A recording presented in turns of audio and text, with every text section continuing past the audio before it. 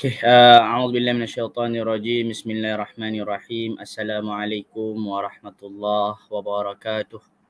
Alhamdulillah wassalatu wassalamu ala Rasulillah wa ala alihi wa sahbihi wa mawalah. Allahumma la sahla illa ma ja'altahu sahla wa anta taj'alul huzna idza syi'ta sahla. Rabbi shrah lana sudurana wa yassir lana umurana wahlul 'uqdatam min alsinatina yafqahu qawlana. Alhamdulillah, bersama lagi kita di dalam kelas ini, kelas Hisnul Muslim. Bagi sesi yang ke-6, moga-moga apa yang telah kita pelajari sebelum ini dapat meningkatkan derajat kita di sisi Allah. Dan hakikat daripada ilmu sebagaimana disebutkan oleh Sufyan Ats-Tsauri rahimahullah, innamal ilmu min ajli ayyuttaqa bihillah. Fadilat keutamaan ilmu ini hakikatnya adalah kerana ia melahirkan rasa takwa kita kepada Allah Subhanahu wa taala, melahirkan rasa takut kita kepada Allah Subhanahu wa taala. Maka takwa itu sebagaimana disebutkan oleh Abu Hurairah radhiyallahu an, engkau berjalan di satu jalan dan engkau berhati-hati, takut seandainya engkau terpijak duri, takut seandainya terpijak benda yang berbahaya, sehingga kita berjalan berhati-hati. Begitulah takwa. Takwa ini apabila kita menjadi seorang hamba Allah, kita berhati-hati daripada perkara yang syubhat, kita berhati-hati daripada perkara yang membawa kepada syahwat. Baiklah, alhamdulillah, kita teruskan kembali pengajian kita berkenaan dengan Hisnul Muslim, sebuah kitab yang dikarang oleh Syekh Sa'id Al-Qahtani. Kitab yang menunjukkan kecintaan kita kepada Rasulullah sallallahu alaihi wasallam. Di bulan Rabiul Awal, bulan kelahiran baginda sallallahu alaihi wasallam, menurut majoriti ulama, bahawasanya bila kita kata kita cinta pada Rasulullah, cinta itu bukan hanya di kata-kata. Jika seorang suami berkata kepada isterinya, sayang, abang sayang awak, tapi kita tak bagi makan, kita tak bagi minum, kita tak sediakan tempat tinggal, tak ada kenderaan dan sebagainya, sesungguhnya itu bukanlah sayang. Kerana hakikat daripada kasih sayang kita, cinta kita pada Rasulullah sallallahu alaihi wasallam adalah kita melakukan tanggungjawab. Cinta itu ada tanggungjawabnya. Cinta seorang suami pada isteri, tanggungjawab menjadi seorang suami. Cinta seorang umat kepada Rasulullah ada tanggungjawabnya, dan tanggungjawabnya adalah sebagaimana disebutkan dalam Al-Quran. Qul in kuntum tuhibbunallah fattabi'uni. Wahai, katakanlah kalau seandainya in kuntum tuhibbunallah, katakanlah kalau kalian betul-betul cinta pada Allah, fattabi'uni, ikutlah aku, ikutlah Rasulullah SAW. So cinta pada Rasulullah hakikatnya adalah ittiba', ikut apa yang Rasulullah SAW sampaikan. Dan ikut ittiba' ini ia terbahagi kepada 4. Yang pertama adalah cinta ta'atuhu fima amar. Cinta pada Rasulullah adalah taat pada apa yang Rasulullah perintahkan. Rasulullah perintahkan A, Rasulullah perintahkan berbuat baik pada ibu bapa, Rasulullah SAW perintahkan untuk bercakap baik dengan jiran, maka kita buat sebab kita cinta pada Rasulullah. Sakit macam mana pun kita dengan dia, tapi kita maafkan sebab Rasulullah adalah orang yang pemaaf. Itu cinta kita pada Rasulullah SAW. Yang kedua, wajtinabu fima naha anhu wa zajar. Dan kita jauhi apa yang Rasulullah larang. Kita suka dengan benda tu seronok untuk diri kita, tapi sebab Rasulullah SAW larang benda tersebut, kita jauhi. Itulah cinta kita pada Rasulullah SAW. Yang ketiga, tasdiquhu fima akhbar. Kita percaya pada apa yang Rasulullah sampaikan. Rasulullah cerita pasal syurga, cerita pasal neraka, Rasulullah cerita pasal apabila Rasulullah berjumpa dengan malaikat. Kita tasdik, kita percaya sebagaimana percayanya Abu Bakar As-Siddiq. Apabila diceritakan benar ke Rasulullah Isra' Mi'raj dalam tempoh 1 malam saja, Abu Bakar percaya. Itulah cinta yang pada hakikatnya percaya. Dan yang keempat, wa an la ya'budullah illa bima syara'. Dan tidaklah kita menyembah Allah melainkan sesuai dengan apa yang Rasulullah syariatkan, apa yang Rasulullah ajarkan. Saya nak buat ibadah begini Ustaz, saya nak buat ibadah begitu. Cukuplah kita dengan apa yang Rasulullah ajarkan. Hakikatnya itulah bentuk kecintaan kita yang hakiki kepada baginda sallallahu alaihi wasallam. Baik, seterusnya insya-Allah pada hari ini kita akan menyambung pengajian kita pada Hisnul Muslim sebagai bentuk kecintaan kita pada Rasulullah. Pada waktu pagi apa yang Rasulullah baca? Sebab kita cinta pada Rasulullah. Kita sayang pada Rasulullah. Kalau isteri kita pagi-pagi contohnya suka makan nasi lemak, oh kita tahu. kita belikan dia nasi lemak. Sebab kita cinta pada isteri kita. Sekarang ni Rasulullah SAW pada waktu pagi baca apa dan kita ikut, itu tanda kita cinta pada baginda sallallahu alaihi wasallam. Maka kalau kita lihat kembali pada PDF ini, yang mana apabila disebutkan baginda sallallahu alaihi wasallam di poin yang ke-7, zikir petang, kita sekarang di zikir pagi dan petang yang ke-7. Jadi kita sebelum ni dah baca 6 zikir pagi dan petang. Hari ni kita belajar yang ke-7 pula. Rasulullah sallallahu alaihi wasallam bersabda, barang siapa yang membaca Allahumma ma asbaha bi min ni'matin aw bi ahadin min khalqika faminka wahdaka la syarika lak falakal hamdu wa lakas syukur. Ya Allah, segala nikmat yang aku perolehi pada pagi ini, atau segala yang kita peroleh daripada setiap, baik nikmat yang kita dapat direct daripada Allah ataupun kita peroleh daripada makhluk Allah Subhanahu wa taala, melalui perantara mereka. Faminka wahdaka la syarika lak. Maka hakikat semua nikmat ni walaupun daripada makhlukmu, hakikatnya faminka, daripadamu ya Allah. Wahdaka la syarika lak falakal hamdu wa lakas syukur. Maka untukmu segala pujian, untukmu segala kesyukuran. Seakan-akan kita serahkan, ya Allah, puji aku ni, syukur aku ni hanya untuk milikmu semata. Ini kalau kita rujuk pada yang hadis yang sebelum ini. Hadis ini diriwayatkan oleh Abu Daud rahimahullah, dan kata Rasulullah SAW, barang siapa yang membaca pada waktu siang hari, maka seakan-akan dia telah menunaikan kesyukurannya pada siang hari. Kalau dia baca maksudnya kalau kita baca pada waktu pagi, Allahumma ma asbaha bi ni'matin, maka seakan-akan kita dah sampaikan rasa syukur kita pada Allah, dah sempurna dah. Dan kalau kita baca petang hari, maka seakan-akan kita telah pun menunaikan kesyukuran kita kepada Allah Subhanahu wa taala. Dan ingatlah ayat Al-Quran apabila Allah SWT berfirman, la in syakartum la azidannakum. Kalau kita bersyukur, Allah SWT akan tambah lagi. Kita bersyukur, kita terima kasih pada Allah.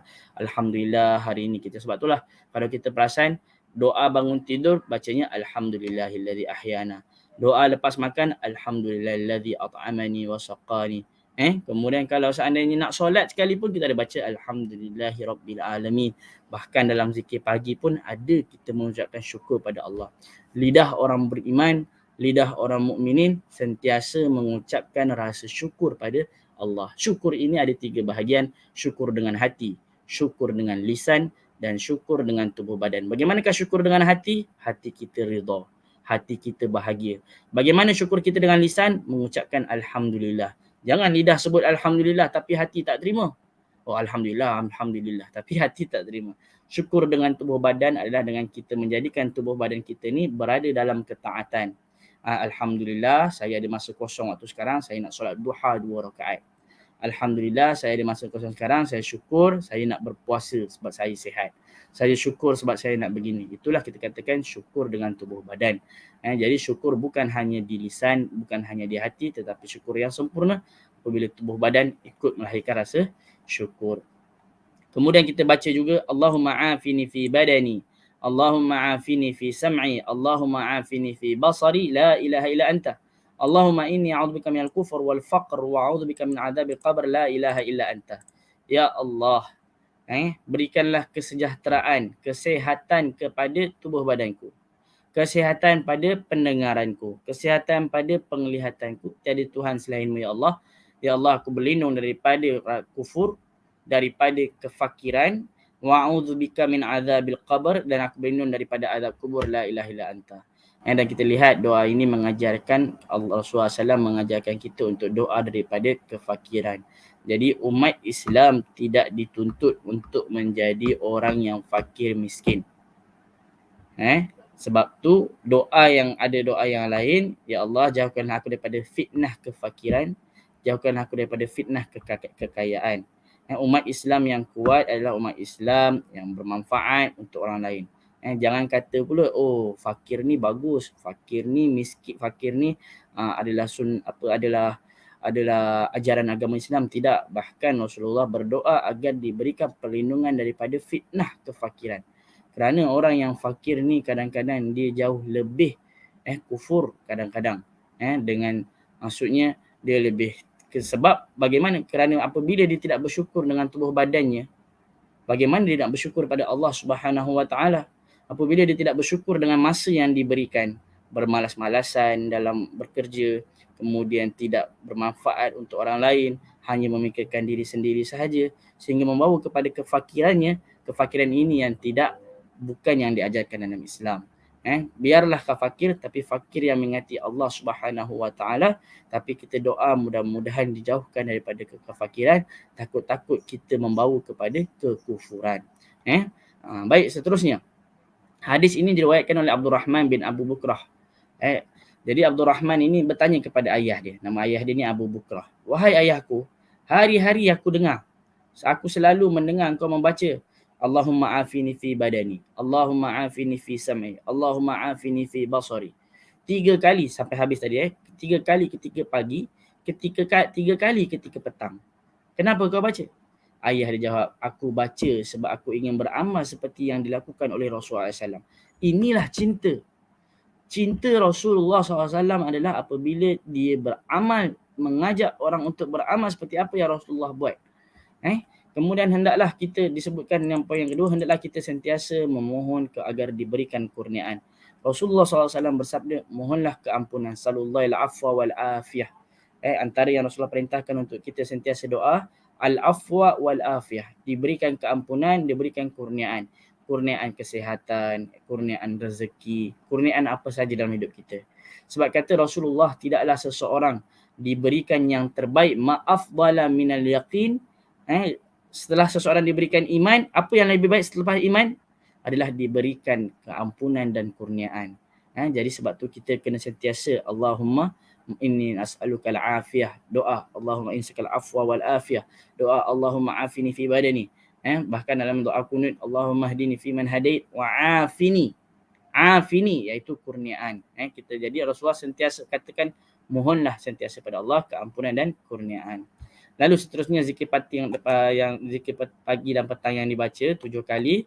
Yang di bawah ini, hasbiyallahu la ilaha illahu alaihi tawakkaltu wa huwa rabbul arsyil azim.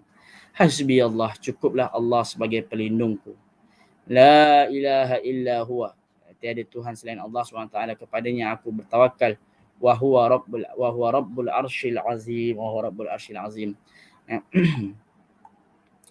Kata Rasulullah SAW, barang siapa yang membaca hasbi Allah, la ilaha illa huwa, alaihi tawakkaltu, wa huwa rabbul arsyil azim, ketika pagi 7 kali, ketika petang 7 kali, maka Allah akan cukupkan segala yang meresahkan hati dia. Minal ham, Allah akan kafa, Allah akan cukupkan. Kalau dia ada rasa gelisah, rasa resah, baik sama ada sawan dia muqinan biha ataupun tak percaya. Contoh tak mungkinlah Allah akan cukupkan. Dan inilah hakikat tawakal yang sebenar apabila dia berkata hasbi Allah, cukuplah Allah. Cukuplah Allah yang bagi rezeki untuk kita. Cukuplah Allah yang akan mudahkan urusan kita. Cukuplah Allah yang akan jaga keluarga kita bila kita pergi bekerja. La ilaha illahu alaihi tawakkaltu, tiada Tuhan yang layak disembah dan kepadanya lah aku bertawakal. Ini hakikat tawakal yang sebenar. Dan dalam orang Islam, kita ada 3 peringkat dalam berusaha. Bukan hanya sekadar bertawakal, tetapi ada yang bermula dengan namanya istisyarah, iaitu kita bermusyawarah terlebih dahulu. Contoh, saya nak buat satu perniagaan. Jangan main buat je terus tawakal. Atau saya nak keluar bekerja, saya nak pilih pekerjaan, saya dapat offer, saya ada offer A, ada offer B. Saya nak pilih yang mana? Bukan pilih terus tawakal, tak, tapi istisyarah. Jadi musyawarah dulu. Tanya ahli keluarga, tanya pasangan, tanya anak-anak, sesuai tak? Okey tak kalau seandainya abah bekerja dekat sini? Lepas istisyarah, istikharah. Dan kita dah belajar pasal doa istikharah, kita minta pada Allah. Seterusnya yang ketiga, tawakal. Kita bertawakal kepada Allah Subhanahu wa taala. Jadi tawakal itu adalah tawakal yang berbekal. Tawakal yang mana setelah kita istikharah dan setelah kita istisyarah. Kita dah tengok pro and cons. Yang A macam mana, yang B macam mana. Kemudian kita istikharah, baiklah saya nak pilih yang B. Lepas dah pilih B, kita tawakal, yang A tu kita tolak tepi. Jalan. Fa idza azamta fatawakkal 'ala Allah. Kemudian yang seterusnya yang perlu kita baca ni hasbiyallahu la ilaha illa huwa al azim. Ini dibaca ketika pagi hari dan petang hari 7 hari 7 kali pagi 7 kali petang. Seterusnya zikir pagi dan petang yang ke-10. Bagaimana zikir pagi petang yang ke-10? Agak panjang sikit dan ini sesuai dengan hadis Rasulullah yang mintalah pada Allah al-afwa wal afiyah. Allahumma inni as'aluka al-afwa yang ke-10 ni. Ya Allah, kami meminta kepadamu al-afwa, keampunan, wal afiyah, kurniaan atau kesejahteraan fid dunya wal akhirah, di dunia dan di akhirat. Lepas Rasulullah minta lagi, Allahumma inni as'aluka al-afwa wal afiyah, minta keampunan dan kesejahteraan fi dini, di agama aku, wa dunya, ya di dunia aku, wa ahli, di keluarga aku, di harta aku. Allahumma astur aurati, Allah tutuplah aibku, wa amin ra'ati, dan amankan diriku daripada rasa takut. Kadang-kadang kita manusia ni ada rasa takut. Takut nak jumpa orang, takut nak mencuba sesuatu yang baru, takut untuk berniaga, takut untuk apa, kita minta wa amin ra'ati. Allahumma hafadhni min baini yadayya, ya Allah jagalah aku daripada hadapanku, belakangku, kananku, kiriku, atasku, dan aku memohon agar aku tidak diceroboh atau tidak ditipu daripada an urtala min tahti. Sebab apa? Sebab syaitan ni dia akan cuba menyesatkan kita daripada segala arah. Atas, bawah, kanan, kiri, depan, belakang dan sebagainya. So doa ini doa yang masya-Allah, doa yang very perfect, sangat sempurna. Dan hadis ini diriwayatkan oleh Abdullah ibnu Umar menceritakan Rasulullah sallallahu alaihi wasallam tidak pernah meninggalkan doa ini sama ada ketika pagi ataupun ketika petang. Inilah cinta kita pada Rasulullah. Cinta dengan buat apa yang Rasulullah ajarkan. Rasulullah tak pernah tinggalkan doa ni. Kenapa kita tinggalkan? Maknanya kita tak cukup cinta. Kemudian seterusnya Rasulullah SAW mendahulukan agar diberikan kurniaan dalam agama. Sebab apa? Kalau kita lihat doa yang tadi, ya Allah berikanlah keampunan dan kesejahteraan fi dini, di agama aku, wa dunianya. Kenapa Rasulullah tak minta pada dunia dulu baru agama? Kenapa tak minta diberikan pada keluarga dulu atau harta dulu sebelum agama? Kenapa Rasulullah dahulukan fi dini, di agama aku? Kata ulama, Rasulullah SAW mendahulukan agar diberikan kurniaan dalam agama. Sebab kalau orang tu agama dah baik, dunia dia baik, keluarganya baik, hartanya baik, dan lain-lain semuanya akan baik. Sebab itulah di dalam hadis kata Rasulullah SAW, kalau nak berkahwin, cari yang baik agamanya. Fazfar bidzatid din taribat syadak. Carilah orang yang pandai agama, maka taribat syadak, insya-Allah kau dah settle dah urusan dunia. Al-mar'atus salihah, dalam hadis disebutkan yang lain, perempuan yang soleh itu, atau kamakal, perempuan yang soleh itu merupakan syurganya dunia kalau tak silap saya. Itu saya tak berani nak kata, tapi perempuan yang soleh itu merupakan antara nikmat yang besar. Ni'mar rajuli al-mar'atus salihah, kalau tak silap saya itu dia. Nanti kita rujuk balik. Seterusnya, kalau kita tengok tadi, Allahumma astur aurati, ya Allah tutuplah auratku. Ini perintah agar Allah tutup aurat kita. Yang laki ada batas had auratnya, bahkan kalau perempuan pun hakikatnya perempuan itu adalah aurat. Dalam hadis baginda SAW bersabda, sesungguhnya perempuan itu aurah, kalau dia keluar maka syaitan akan menghiasnya.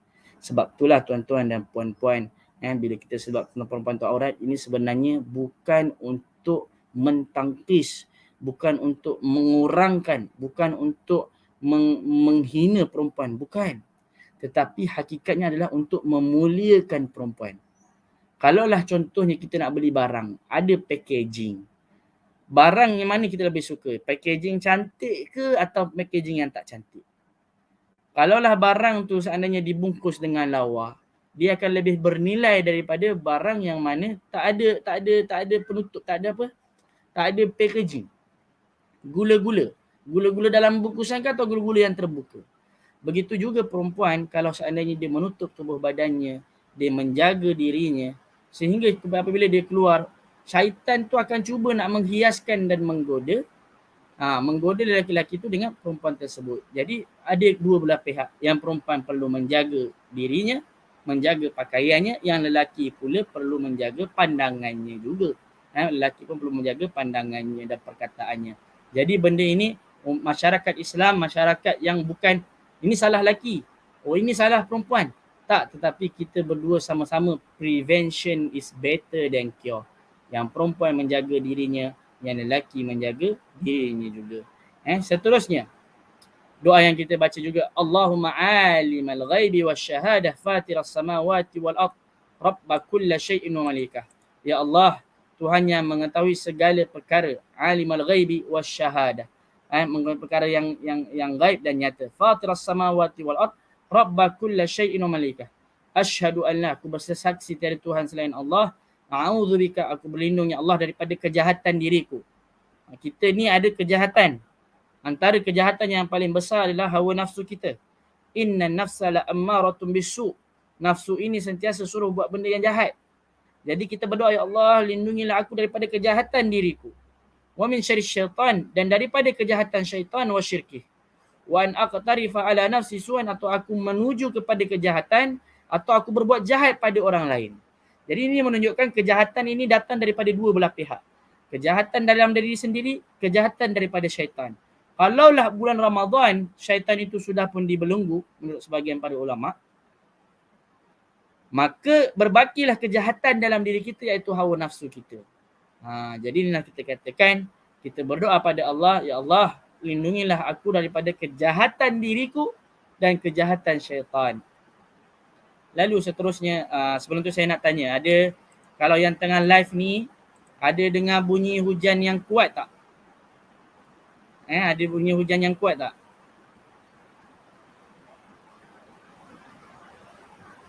Hello? Oh, sorry dah. Tengah hujan lebat ni. Baik, seterusnya.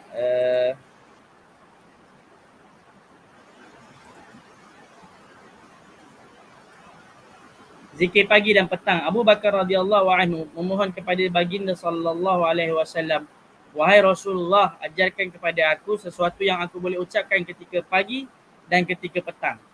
Pada waktu pagi nak baca apa? Pada waktu nak petang baca apa? Abu Bakar minta petunjuk daripada Rasulullah. Baginda SAW berkata, katakanlah, bacalah Allahumma alim wal ghaibi wasyahadah fatiras samawati wal ard rabba kulla syai'in wa malikah.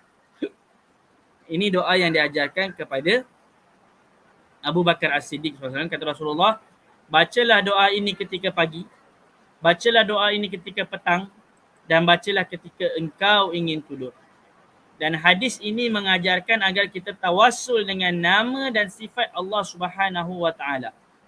Sebab apa? Nama Allah Alimul Ghaib wasyahadah, Al-Fatiras Samawati wal Ard. Sifat Allah Subhanahu wa taala yang mengetahui perkara yang gaib, mengetahui perkara yang zahir, yang mencipta langit dan bumi. Jadi ini kita tawassul dengan nama dan sifat Allah Subhanahu wa taala. Dan yang seperti yang saya jelaskan, keburukan datang daripada dua sebab. Kita tak boleh kata, oh ini salah syaitan, bukan salah saya. Atau kita kata ini salah saya, bukan salah syaitan. Dekat sini dua-dua main peranan. Diri sendiri boleh bawa keburukan, syaitan menjadi booster untuk buat kejahatan. Sebab tu kalau seandainya ada lelaki dengan perempuan, apabila mereka berdua, maka yang ketiga adalah syaitan. Syaitan ini menghembus kejahatan dalam dirinya. Sebab itulah kita hati-hati. Kita doa pada Allah, a'udzubika min syarri nafsi. Ya Allah, aku berlindung daripada kejahatan diriku sendiri dan kejahatan syaitan. Seterusnya, kita baca apa? Bismillahilladzi la yadurru ma'asmihi syai'un fil ardi wala fis sama' wa huwas samiul alim. Dengan nama Allah. Allah, dengan nama Allah. Yang dengan nama Allah tu tak ada mudarat di bumi ataupun di langit. Wa huwas samiul alim. Ini paling digalakkanlah untuk kita baca, terutama ketika musim Covid ni. Lalu disebut ini, hadis ini diriwayatkan oleh anak Uthman bin Affan. Namanya Aban. Aban bin Uthman radhiyallahu anhu berkata bahawasanya ayah dia mendengar Rasulullah bersabda, barang siapa yang membaca ketika Bismillahirrahmanirrahim la yadurru ma'asmi syai'un fil ardi wala fis sama' wa huwas samiul alim 3 kali ketika pagi, maka dia tidak akan ditimpa musibah sehinggalah sampai ke petang. Ini saya silap. Minta maaf, yang ini saya silap. Baca pagi, Allah akan jaga dia daripada musibah sampai ke petang. Oh, hadis dia begini. Barang siapa yang membaca 3 kali ketika petang, maka dia tidak akan ditimpa musibah sehingga ke pagi. Kalau dia baca 3 kali ketika pagi, maka dia tidak akan ditimpa musibah sehingga petang. Saya silap dalam terjemahan. Lalu suatu hari Aban bin Uthman radhiyallahu an ditimpa musibah dengan separuh badannya lumpuh habis. Jadi Aban ni separuh badannya lumpuh. Lepas tu orang pelik lah, kau kata baca bismillahirrahmanirrahim tak kena musibah. Kenapa engkau boleh kena musibah? Lalu dia berkata kepada sahabatnya, sesungguhnya ayah aku Uthman bin Affan dan Rasulullah tak menipu. Sebab cumanya hari ini aku kena musibah, separuh badan aku sakit sebab aku lupa baca zikir bismillahirrahmanirrahim fil ardi wala fis sama' wa huwas samiul alim. Cinta kita pada Rasulullah, cinta yang mana pagi kita baca benda ni 3 kali. Seterusnya, okey, dah masuk zikir pagi petang yang ke-12. Jadi tadi ada yang tanya hasbiyallahu la ilaha illa huwa tawakkaltu wa rabbul arsyim. Adakah dia hadis yang sahih ataupun tidak? Kalau kita lihat dekat bawah sini dia ada nombor dia. Ni 106. Oh, saya 107. Jadi yang hasbiyallah, antara buku yang bagus adalah buku Keluaran Telaga Biru. Dekat sini dia ada tunjukkan sanad dia. Kalau baca hasbiyallah, telah mentashih sanadnya Syekh Syuaib Arnaud. Syekh Syuaib Arnaud. Jadi Syekh Syuaib Arnaud dia tengok pada hadis ini dan dia kata, dia boleh lihatlah dekat sini. Ini antara dia punya ni dia. Ada khilaf lah. Dia ada yang kata lemah, ada yang tak. Tapi Syekh Syuaib Arnaud dia ada pandangannya dalam hadis ini. Baik, kita masuk dalam ke Hisnul Muslim yang seterusnya. Tadi yang ini pula. Zikir pagi dan petang yang ke-13. Apa yang Rasulullah baca daripada seorang sahabat Munaidzir radhiyallahu anhu berkata, Rasulullah SAW bersabda, barang siapa yang mengucapkan berkata pada pagi hari, baca ni, raditu billahi rabba wa bil islami dina wa bi Muhammadin nabiyya, baca 3 kali. Apa faedah dia? Kata Rasulullah, aku akan menjadi pemimpin bagi dia. Akan aku ambil tangannya sehingga dia masuk ke syurga. Sehingga dia masuk ke syurga. Dan dalam riwayat yang sahih yang lain dibaca 3 kali. Allah, nikmat apa lagi yang indah apabila Rasulullah pimpin tangan kita masuk ke dalam syurga. Dan seperti yang saya sebut, ridha kepada Nabi Muhammad, raditu billahi rabba wa bil islami dina wa bi Muhammad, aku ridha Allah, Rasulullah itu adalah Rasul aku. So, bagaimana ridha kepada Rasulullah? Ridha dengan taat apa yang Rasulullah kata. Kalau makanan tu haram, janganlah buat. Ridha dengan kita ingkar, jauhi apa yang Rasulullah larang. Kalau ada konsert maksiat, kita ingkar, jangan kita setuju. Itulah ridha kepada Rasulullah. Percaya pada apa yang Rasulullah sampaikan, ikut ibadah yang Rasulullah SAW ajarkan. Dan ada di riwayat Tirmizi mengatakan raditu billahi rabbah wa bil islami dina wa bi Muhammadin nabiyya. Ada riwayat lain wa bi Muhammadin rasula. Dua-dua boleh. Wa bi Muhammadin nabiyya boleh, wa bi Muhammadin rasula pun boleh juga sebab ada 2 riwayat. Zikir yang ke-14 pula kita baca ya hayy ya qayyum. Ini antara yang saya rasa seronok untuk baca zikir pagi petang ni. Ya hayyu ya qayyum. Kita tawassul dengan nama Allah. Wahai Tuhan yang maha hidup, yang tetap hidup, yang kekal memerintah selama-lamanya. Birahmatika astaghith, dengan rahmatmu ya Allah kita istighathah, kita minta pertolongan. Istighathah tu kita minta pertolongan. Aslih li sya'ni kullah, perelokkanlah segala urusan aku. Wala takilni ila nafsi, jangan kau tentukan nasibku ditentukan oleh diri sendiri, walaupun sekadar sekelip mata. Sekelip mata pun kalau boleh kita jangan harap, kita minta pada Allah. Sebab itulah seorang hamba yang baik apabila dia berkata sebagaimana salafus soleh berkata, la ayyakhtarni Allah, aku lebih suka Allah pilih untuk aku, itu jauh lebih aku suka daripada ibu bapa pilih untuk aku. Sebab Allah Subhanahu wa taala memilih kita, walaupun mungkin benda tu buruk di sisi kita, tetapi ia sebenarnya baik di sisi Allah Subhanahu wa taala. Wa asa an takrahu syai'an wa huwa khair. Boleh jadi kalian benci sesuatu tetapi ada kebaikannya. Wa asa an tuhibbu syai', dan kalau kau suka sesuatu mungkin boleh jadi ada kejahatan. Sebab itulah kita kembali pada Allah. Kita minta, ya Allah jangan tinggalkan nasibku walaupun sekadar sekelip mata. Hadis ini diriwayatkan oleh Rasulullah, oleh Fatimah. Fatimah cerita Rasulullah SAW bersabda, wahai Fatimah, jangan kau menghalang dirimu daripada mendengar wasiatku ini. Maksudnya kalau dengar wasiat ni jangan tolak. Dengar wasiat ni buat. Apabila engkau di pagi hari, ucapkanlah ya hayy ya qayyum birahmatika astaghith. Lihat poin dekat sini pentingnya nasihat seorang ayah kepada anak. Fatimah adalah anaknya Rasulullah. Ayah sayang anak, ayah ajar agama. Ayah sayang anak, ayah sayang bagi tahu, nak pagi-pagi jangan lupa baca ya hayy ya qayyum. Ini sifat kasih seorang ayah kepada anak. Bukan ayah sibuk main handphone, anak pergi buat mentah ke papa. Anak main tak tahu nak apa. Itu bukan tarbiyah yang Rasulullah ajarkan kepada anaknya. Anaknya diperhatikan sudut agamanya. Bahkan Rasulullah berwasiat kepada Fatimah. Dan kat sini perkara ketiga, istighasah.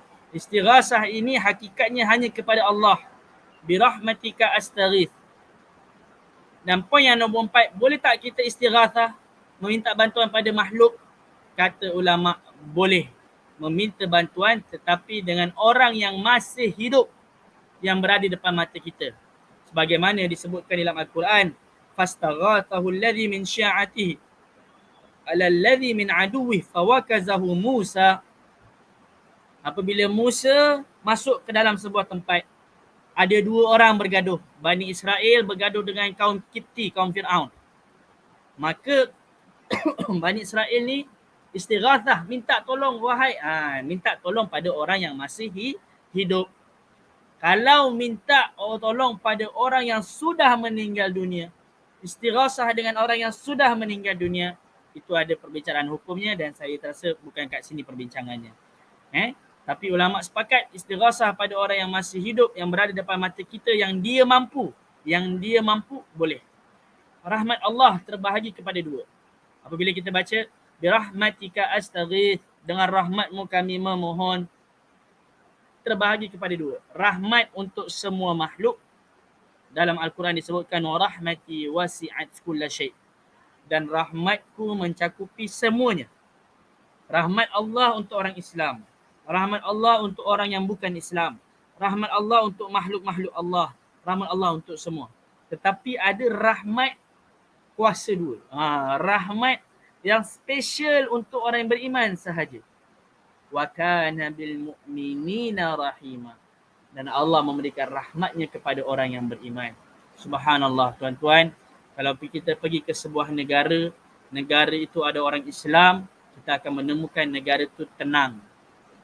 Kita akan menemukan negara itu ada rahmat. Walaupun negara itu miskin, tetapi ada ketenangan dalam sebab ada rahmat daripada Allah Subhanahu wa taala.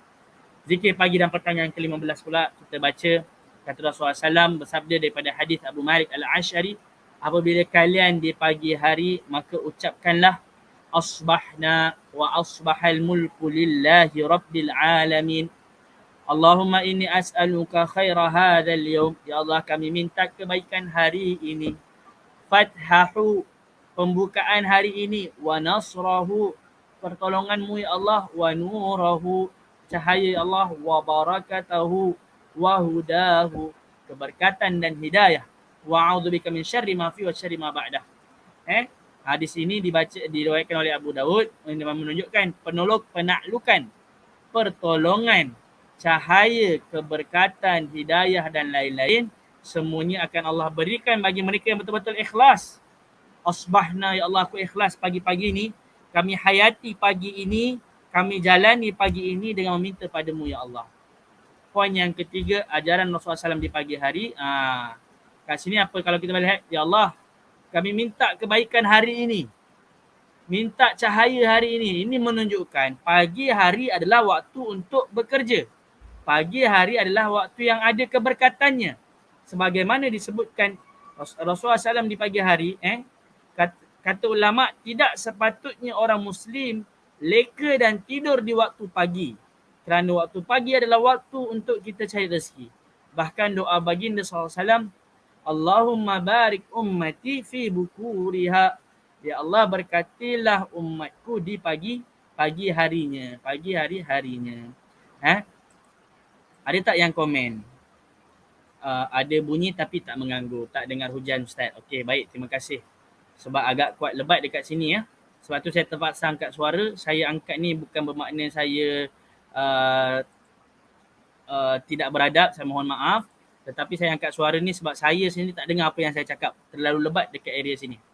Baik, zikir pagi dan petang yang ke-16, Rasulullah SAW membaca asbahna ala fitratil Islam wa ala kalimatil ikhlas wa ala dini nabiyina Muhammad wa ala millati abina Ibrahim hanifa wa muslima wa ma kana minal musyrikin. Kami hayati pagi ini, kami jalani pagi ini di atas landasan fitrah Islam. Ala kalimatil ikhlas, di atas kalimat ikhlas kita beribadah. Orang bekerja, kalau hanya sekadar bekerja untuk dunia, dia dapat duit, habis. Tetapi orang yang bekerja kerana Allah, saya bekerja nak cari rezeki Allah, saya bekerja agar saya boleh beri makan kepada anak isteri saya sebagai tanggungjawab saya sebagai hamba Allah. Orang inilah yang telah menjadikan apabila dia buat perkara adat, dia niat untuk ibadat, maka bekerjanya bekerja yang dapat pahala. Apabila dia makan, kalau hanya sekadar makan, habis begitu saja. Tetapi kalau dia makan kerana Allah, dia makan, aku makan ini sehingga aku kuat untuk aku lebih taat beribadah menjadi hamba Allah, maka dia telah menjadikan makannya makan yang berpahala. Kalau dia beriadah, dia bersukan, kalau hanya sekadar sukan untuk jaga kesihatan, maka dia dapat sihat dan selesai. Tetapi kalau dia sukan, dia kata aku nak sukan sebab Allah perintahkan kita untuk jaga kesihatan. Aku nak sukan sebab inilah umat Islam adalah al-mu'minul qawi, umat yang Islam yang kuat. Aku nak jaga kesihatan sebab ini yang Allah perintahkan. Wala tulqu bi aidikum ila tahluka. Jangan kalian binasakan diri kalian kepada kehancuran. Maka sukan itu sukan yang berpahala. Wa ala kalimatil ikhlas, buatlah segala sesuatu pagi ini atas kalimat ikhlas untuk Allah Subhanahu wa taala. Wa ala dini nabiyina Muhammad, kata baginda sallallahu alaihi wasallam untuk yang zikir pagi dan petang yang ke-16. Hadis riwayat Sunan Kubra Nasa'i. Yang ke-17 pula, baca subhanallah wa bihamdih. Subhanallah wa bihamdih. Ada dua kat sini Subhanallah, maha suci Allah, wa bihamdih, segala pujian baginya. Baca berapa kali? Kalau boleh bacalah 100 kali. 100 kali. Dan kita lihat kat sini kan, Ustaz, apa dalilnya ni? 115. Kat sini ada dia punya ni dia. Ini Telaga Biru punya cetakan. Telaga Biru ni antara yang baguslah. Sebab kawan saya student Madinah juga, Ustaz Farid On, dia menjadi editor editor di Telaga Biru. Yang mana Telaga Biru ni, jika tak silap saya, dimiliki oleh Ustaz Zahazan. Jadi berkenaan dengan sumber-sumber agama ni, mereka agak sangat memerhatikan juga. Baik, zikir pagi dan petang yang ke-17. Abu Hurairah radhiyallahu an, Rasulullah SAW bersabda, barang siapa yang pada pagi dan petang harinya membaca subhanallah wa bihamdi 100 kali, maka tak ada yang datang pada hari kiamat nanti dengan amalan yang lebih afdal melainkan diri dia. Jadi diri dia lah yang best of the best tu, yang dibaca subhanallah bihamdi. Tak ada yang boleh lawan dia.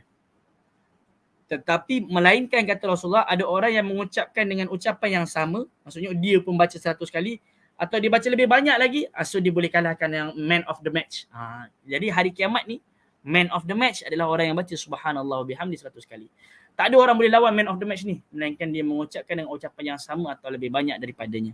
Man of the match ni bahasa yang untuk saya mudahkan. Janganlah pula kata Rasulullah SAW kata man of the match, tidak. Tetapi dalam hadisnya, la ya'ti ahadun bi afdala minhu, tidak ada yang datang lebih afdal daripada dia. Afdal ni kalau kita terjemahkan dalam bahasa Melayu, man of the match lah, kan? Itu bahasa Melayu, bahasa Inggeris, minta maaf.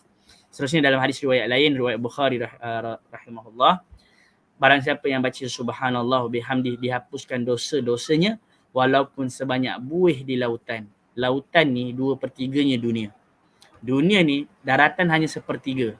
Amerika campur Australia, campur Rusia, campur Iran, semua ni hanya 1/3 je. 2/3 tu lautan.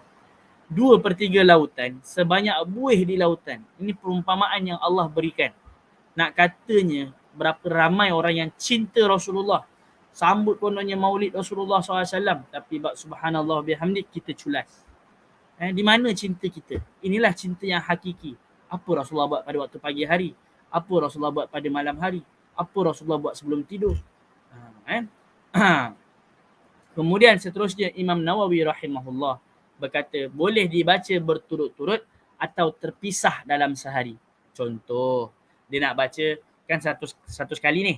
Dia baca 20 hari 20 subhanallah bihamdi ni 10 kali waktu pagi, 10 kali waktu zuhur, 10 kali waktu petang, 10 kali waktu siang, 10 kali cukup 100. Boleh dibaca terpisah. Tak semestinya nak kena duduk baca subhanallah bihamdi sampai selesai, tak. Boleh dibaca terpisah-pisah sebagaimana yang disampaikan oleh Imam Nawawi rahimahullah. Yang ke-18 dan ke-19, 18 dan 19 ini, la ilaha illallah wahdahu la syarikalah, lahul mulku wa lahul hamdu wa huwa ala kulli syai'in qadir. Tiada Tuhan yang berhak disembah melainkan Allah. Ni dia hampir sama saja. Cuma yang ni dibaca 100 kali atau sekali sahaja ketika kita penat. Dekat sini kata Rasulullah SAW, barang siapa yang membaca 10 kali maka pahalanya seperti membebaskan 10 orang hamba. Tapi barang siapa yang membaca 100 kali, dituliskan baginya 100 pahala, dihapuskan 100 dosa. Bukan. Baca 10 kali, pahalanya seperti membebaskan 10 hamba. Baca 10 kali, pahalanya 100 pahala. Baca 10 kali, dihapus 100 dosa. Baca 10 kali, seperti membebaskan seorang hamba, dan Allah akan jaga dia sampai ke petang. Yang bersiapa yang baca waktu petang, maka akan mendapatkan pahala yang sama juga. Dan hadis ni juga ada daripada hadis yang lain. Daripada Abdullah bin Amr radhiyallahu anhu berkata, hadis riwayat Imam Nasa'i rahimahullah, barang siapa yang baca subhanallah 100 kali sebelum terbit matahari dan sebelum terbenam, maka dia lebih afdal daripada berkorban 100 ekor unta. Barang siapa yang baca 100 kali sebelum terbit matahari dan sebelum terbenam, maka dia lebih afdal daripada bersedekah dengan 100 ekor kuda. Barang siapa yang membaca Allahu Akbar 100 kali, maka dia lebih afdal lebih utama dari memerdekakan 100 orang hamba. Dan barang siapa yang membaca la ilaha illallah wahdahu la syarikalah 100 kali sebelum terbit matahari, 100 kali sebelum terbenam matahari, ni silap terjemahannya, sebelum terbenam matahari, maka tidak ada yang orang lebih hebat amalan daripadanya melainkan mereka yang mengucapkan sepertinya atau menambahkan jumlah amalan tersebut. Hadis riwayat Nasa'i. Zikir pagi dan petang yang ke-20 pula, saya cuba nak cepatkan sebab kelas kita berbaki, saya rasa ni kali keempat, lepas tu kali kelima, lepas tu kelas kita dah habis. Jadi saya cuba nak kejar, saya cuba nak cepat sikit. Antara yang kita baca juga adalah subhanallah wa bihamdih adada khalqi wa ridha nafsi wa zinatal arsy wa midada kalimati. Ini kalau boleh pun jangan lupakan juga. Hadis ini yang saya pernah baca masa awal kelas, saya pernah bawa ni. Keutamaan ikut apa yang Rasulullah buat. Buat apa yang Rasulullah buat sedikit itu jauh lebih afdal daripada buat apa yang mungkin Rasulullah tak buat, dan bahkan mungkin ia bukan yang ajaran agama Islam. Kata Rasulullah SAW ketika itu, sesungguhnya Rasulullah SAW keluar daripada rumah isterinya Juwairiyah pada pagi hari selepas solat subuh. Jadi Rasulullah keluar rumah. Masa tu Juwairiyah radhiyallahu an, isteri Rasulullah, masih berada di tempat solatnya. Kemudian baginda sallallahu alaihi wasallam kembali ke rumahnya pada waktu duha dan isterinya masih duduk dekat tempat yang sama. Lalu Rasulullah kata, adakah engkau mazilti alal halil lati faraqtuki alaih? Kata Rasulullah, adakah engkau masih dalam keadaan yang sama semenjak aku tinggalkan kamu? Maksudnya, dari tadi aku keluar sampai duha ni, engkau masih dekat sini ke? Kata Juwairiyah, ya Rasulullah. Kata Rasulullah, laqad qultu bi arba'i kalimatin thalatha mirarin, atau thalatha marat kata saya. Sesungguhnya aku telah mengucapkan 4 kalimah sebanyak 3 kali. Lawuzinat bima qulti lawazanatha, yang mana jika ditimbang dengan amalanmu bermula daripada pagi tadi hari, nescaya sama berat pahalanya. Subhanallah wa bihamdi adada khalqih wa ridha nafsih wa zinata arsyih wa midada kalimatih. Baca 3 kah? Baca 3 kali. Subhanallah tuan-tuan. Subhanallah tuan-tuan. Baca 3 kali. Kita buat apa yang Rasulullah buat. Kita buat sebab kita cinta apa yang Rasulullah buat. Kita dapat pahala jauh lebih banyak daripada apa yang Juwairiyah buat. Sebab tu kata ulama, al-iqtisadu fis sunnah khairun minal ijtihadi fil bid'ah. Berpada dengan sunnah, cukup dengan sunnah, lebih baik daripada berijtihad dalam perkara-perkara yang baru dalam agama. Baik, seterusnya. Allahumma inni as'aluka ilman nafi'a wa rizqan tayyiba wa amalan mutaqabbala. Ya Allah, aku memohon daripadamu ilmu yang bermanfaat, rezeki yang baik. Ya, kita nak harap ilmu tu bermanfaat. Ramai orang ikut kelas Islam Muslim pada hari ini. Soalannya, berapa ramai yang menjadikan ilmu tu bermanfaat untuk dirinya? Ramai orang dapat rezeki. Soalannya, rezeki mana yang baik untuk dirinya? Rezeki yang baik. Ramai orang buat amalan, tetapi berapa ramai amalannya yang diterima. Sebab tu doa ni kita baca pada waktu pagi hari. Dari isteri Rasulullah SAW, Ummu Salamah radhiyallahu anha berkata, sesungguhnya Nabi SAW apabila selesai solat subuh, Rasulullah akan baca doa ni. Allahumma inni as'aluka ilman nafi'a wa rizqan tayyiban wa amalan mutaqabbalan. Dan kita kena ingat ada amalan juga yang wajib dilakukan tetapi tidak diterima pahalanya. Dia wajib buat walaupun pahalanya ditolak. Dia wajib buat amalan tersebut walaupun pahalanya ditolak. Sebagaimana orang yang berjumpa dengan ahli nujum. Kan dalam hadis ada disebutkan, man ata arrafan. Barang siapa bertemu dengan ahli nujum. Barang siapa bertemu dok tanya macam mana masa depan aku. Kalau ikut tangan aku ni macam mana begini ni. Ahli nujum. Ahli nujum ni daripada kalimat najm, bintang. Tapi tak semestinya bintang. Ahli nujum ni adalah orang yang seakan-akan tahu, dia boleh tengok foresee the future. Dia boleh tahu masa depan. Barang siapa yang bertemu dengan ahli nujum dan dia bertanya akan sesuatu. Dia tanya je. Dia bukan percaya. Dia cuma bertemu dan untuk bertanya. Sebab kalau dia bertemu dan bertanya dan percaya, hadis dia maka dia akan kufur. Tapi kalau dia bertemu dan untuk bertanya saja. Tanya jumpa ahli nujum, macam mana ya masa depan saya ni?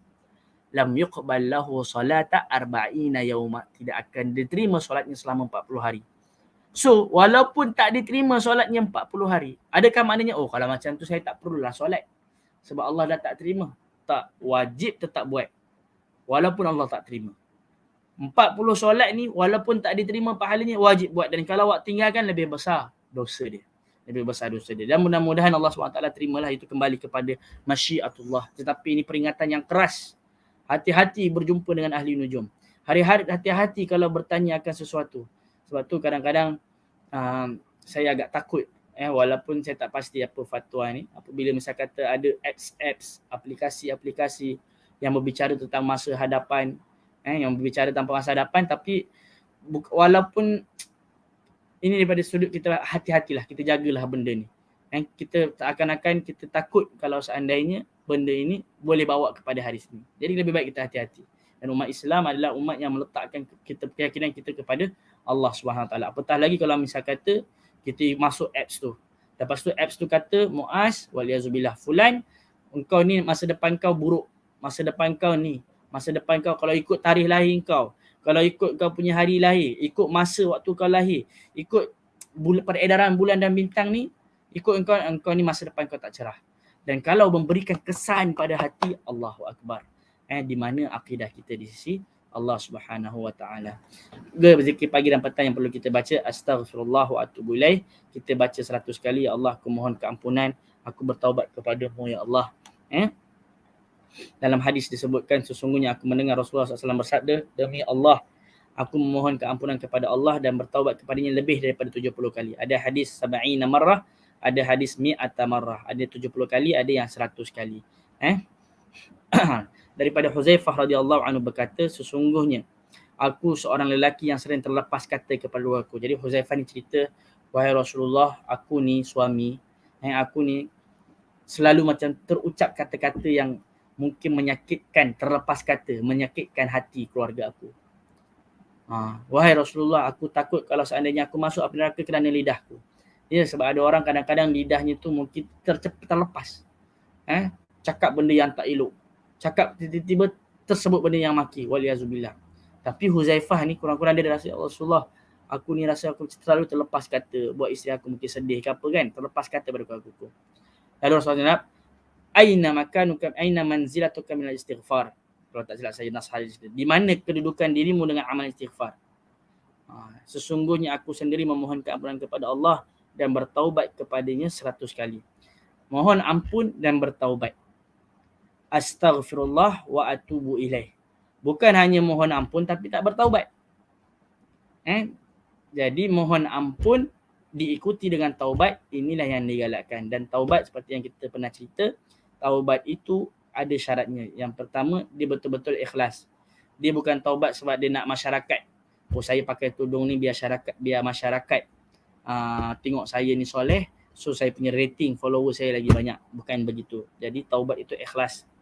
Taubat itu adalah menyesal. Syarat yang kedua, an-nadmu ala fi'lih, menyesal. Yang ketiga adalah al-azmu ala tarkihi, berazam untuk cuba tinggalkan. Berazam kat sini maksudnya kalau seandainya melakukan lagi, taubat lagi. Yang keempat adalah bertaubat sebelum tiba waktu tidak diterimanya taubat, iaitu ketika mana matahari terbit daripada barat, ketika mana nyawa sudah di kerongkongan. Itu yang keempat. Yang kelima, kalau seandainya kita mengambil hak orang lain, kita perlu bertaubat, bukan saja mohon ampun lepas tu taubat, lepas tu duit rakyat pula. Astagfirullahalazim. Duit tu tak dikembalikan, tak. Apa-apa duit saja, apa-apa orang lain perlu dikembalikan lagi. Sebab ianya itulah hakikat daripada taubat. Oh, saya dah tulis kat sini dah. 5 syarat taubat. Menyesal, berlepas diri daripada dosa, berazam untuk tidak kembali, ikhlas dalam memohon ampunan, hendaklah dalam terima satu taubat. Tambah yang keenam, menyesal dengan ikhlas, dia 5, 6 sama sajalah, tapi ini dia punya inilah. 2 dengan 3 ni boleh dijatuhkan. Tu berazam untuk tidak kembali dengan berlepas daripada dosa. Al-inqila. Baik, kemudian seterusnya zikir pagi dan petang yang ke-23. Barang siapa yang membaca ketika petang hari sebanyak 3 kali. Kata Rasulullah, barang siapa yang baca ni, a'udzu bikalimatillahi tammati min syarri ma khalaq. Aku berlindung ya Allah dengan kalimah-kalimah Allah yang sempurna. Kalimat Allah semuanya sempurna daripada kejahatan makhluk yang jahat. Kata baginda SAW, maka tidak ada penyakit yang memudaratkan dia. COVID pun mudah-mudahan tidak akan memudaratkannya. Tapi janganlah kita ingat, oh Ustaz, maknanya kalau saya dah baca bismillahirrahmanirrahim, kalau saya dah baca a'udzu bikalimatillahi tammah, tak ada penyakit, maknanya saya tak perlulah saya ambil vaksin. Saya tak perlulah buat apa yang ni.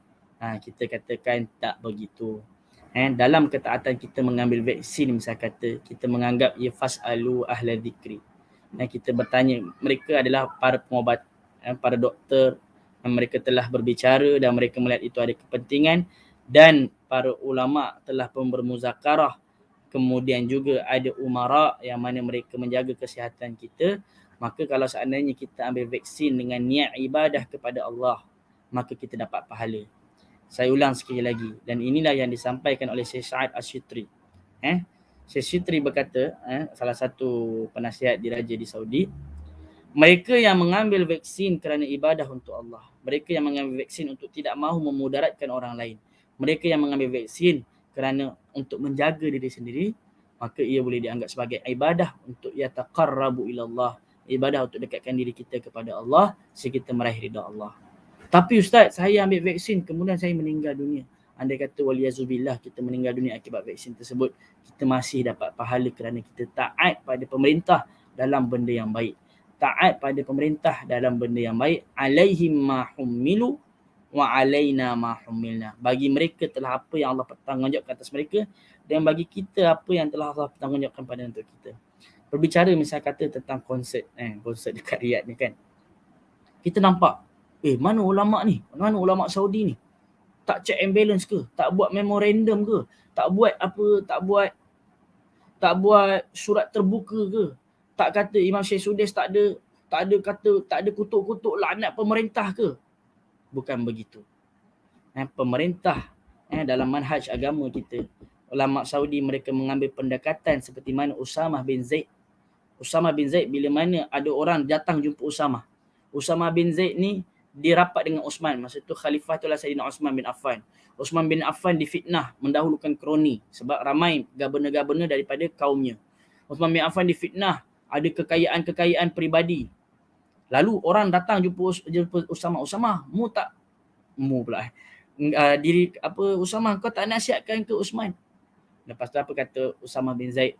Adakah aku perlu menzahirkan usmi'akum, aku perlu bagi tahu pada kalian semuanya, aku perlu malukan di depan kalian. Maksudnya aku perlu aku dah sampaikan. Kan aku dah sampaikan, dan aku tidak mahu menjadi awal pembuka pintu bagi fitnah. Kita takut benda tu berlaku. Jadi ulama-ulama Saudi mereka mengingkari, tak ada satu punya rida. Sebab kita cerita dah waraditu bi Muhammad nabiyya. Tak ada orang yang rida dengan Nabi Muhammad SAW dengan adanya konsensus begitu di Riyadh. Tetapi bagaimana fit untuk menasihati pemerintah ni, dia bukan semudah kita perlu melaknat kerajaan, kita perlu mendoakan kehancuran kerajaan. Tak, sukses sentiasa mendoakan mendoakan hidayah dalam doa kunut witir, dalam ketika khutbah doa hidayah. Itulah kita katakan fa'alaihim ma humilu wa alaina humilna. Ini isu berkenaan dengan pada taat pada pemerintah. Saya tidak bercerita pasal ini. Taat bukan berarti rida. Taat pada yang makruf, dan dalam benda yang ingkar kita tak rida, tapi di situ kita bersabar. Sebab itulah kita boleh mengatakan di Saudi nikmat kestabilan politik, kestabilan agama, kestabilan ketenangan, keamanan, bahkan vaksin. Vaksin. Di saat di Malaysia kerajaan buat satu vaksinasi vaksin, pom-pom sana sini, kerajaan jatuh dan sebagainya. Tetapi bila mana kita berbicara kat Saudi, alhamdulillah vaksinasi disambut baik dengan ulama. Ulama bagi tahu kepada tulab, follower. Akhirnya mereka semua ambil, dan sekarang kita dapat lihat Saudi merupakan antara yang pertama masjid boleh disatukan. Maksudnya dah boleh solat rapat, dah boleh apa. Inilah antara kebaikan apabila ulama sentiasa bersama umara, apabila ulama mendekati umara, bukan penjilat, tetapi inilah manhaj nubuwah yang diajarkan oleh baginda sallallahu alaihi wasallam. Ada fik pemerintah, saya tak nak bicara tentang itu lebih dalam, tetapi kita nak katakan baca a'udzu bikalimatillahi tammah, baca bismillahilladzi la yadhurru ma'asmihi, tetapi di masa yang sama tuan-tuan dan puan-puan, kita ambil asbab. Yang belum ambil vaksin, jika kita ambil niat kerana Allah, mudah-mudahan ada pahala. Suhail berkata, sesungguhnya keluarga kami sentiasa mengajarkan kami zikir ini, sehingga orang gaji kami yang diselengat oleh kalajengking tetapi dia tidak merasakan sakit. Inilah yang saya katakan, subhanallah, antara manhaj nubuwah. Anas bin Malik, khadam Rasulullah. Abu Hurairah yang selalu bersama Rasulullah. Mereka ni orang-orang kita boleh kata kalau zaman sekarang ni macam pembantu. Tapi zaman sekarang kalau ustaz ada pembantu rumah tu tak boleh nak capai ilmu macam apa yang ustaz tu sampai. Walhal Rasulullah SAW ada pembantu, Anas bin Malik. Tetapi mereka semua ni hasil daripada ulama. Suhail, dia bukan buat untuk diri dia saja, tapi dia ajarkan orang gaji dia. So ustaz sepatutnya, mereka yang menuntut ilmu sepatutnya di masa yang sama, orang rumah kita tu kalau boleh kita pastikan pakai tudung, nasihatkan dia, kuatkan akidah dia, ajarkan dia kalimah a'udzu bikalimatillahi tammati min syarri ma khalaq. Baik, zikir pagi dan petang Abu Darda radhiyallahu an. Barang siapa yang berselawat kepadaku ketika pagi 10 kali dan ketika petang 10 kali, maka dia akan mendapatkan syafaat dariku pada hari kiamat nanti. Baca Allahumma salli ala Sayyidina Muhammad, Allahumma salli wa sallim ala Nabiyina Muhammad. Berkenaan dengan hadis dia, ada sanad yang mengatakan hadis lemah, ada sanad yang mengatakan hadis ni kuat. Dan itu saya cuma tulis kat sini hadis lemah ni bukan bermakna tak ada hadis lain yang kuat. Sebab apa-apa hadis yang di-sharekan di dalam kitab Hisnul Muslim ini telah pun diperhatikan oleh penulis, iaitu Syekh Sa'ad Al-Qahtani. Baik, kita dah sampai, seterusnya kita masuk ke Hisnul Muslim yang tadi ni yang ke 9, sekarang yang ke 10. Hisnul Muslim yang ke 10 pula. Sebelum kita sambung, ada tak soalan di sini? Kita ni dulu. Macam mana?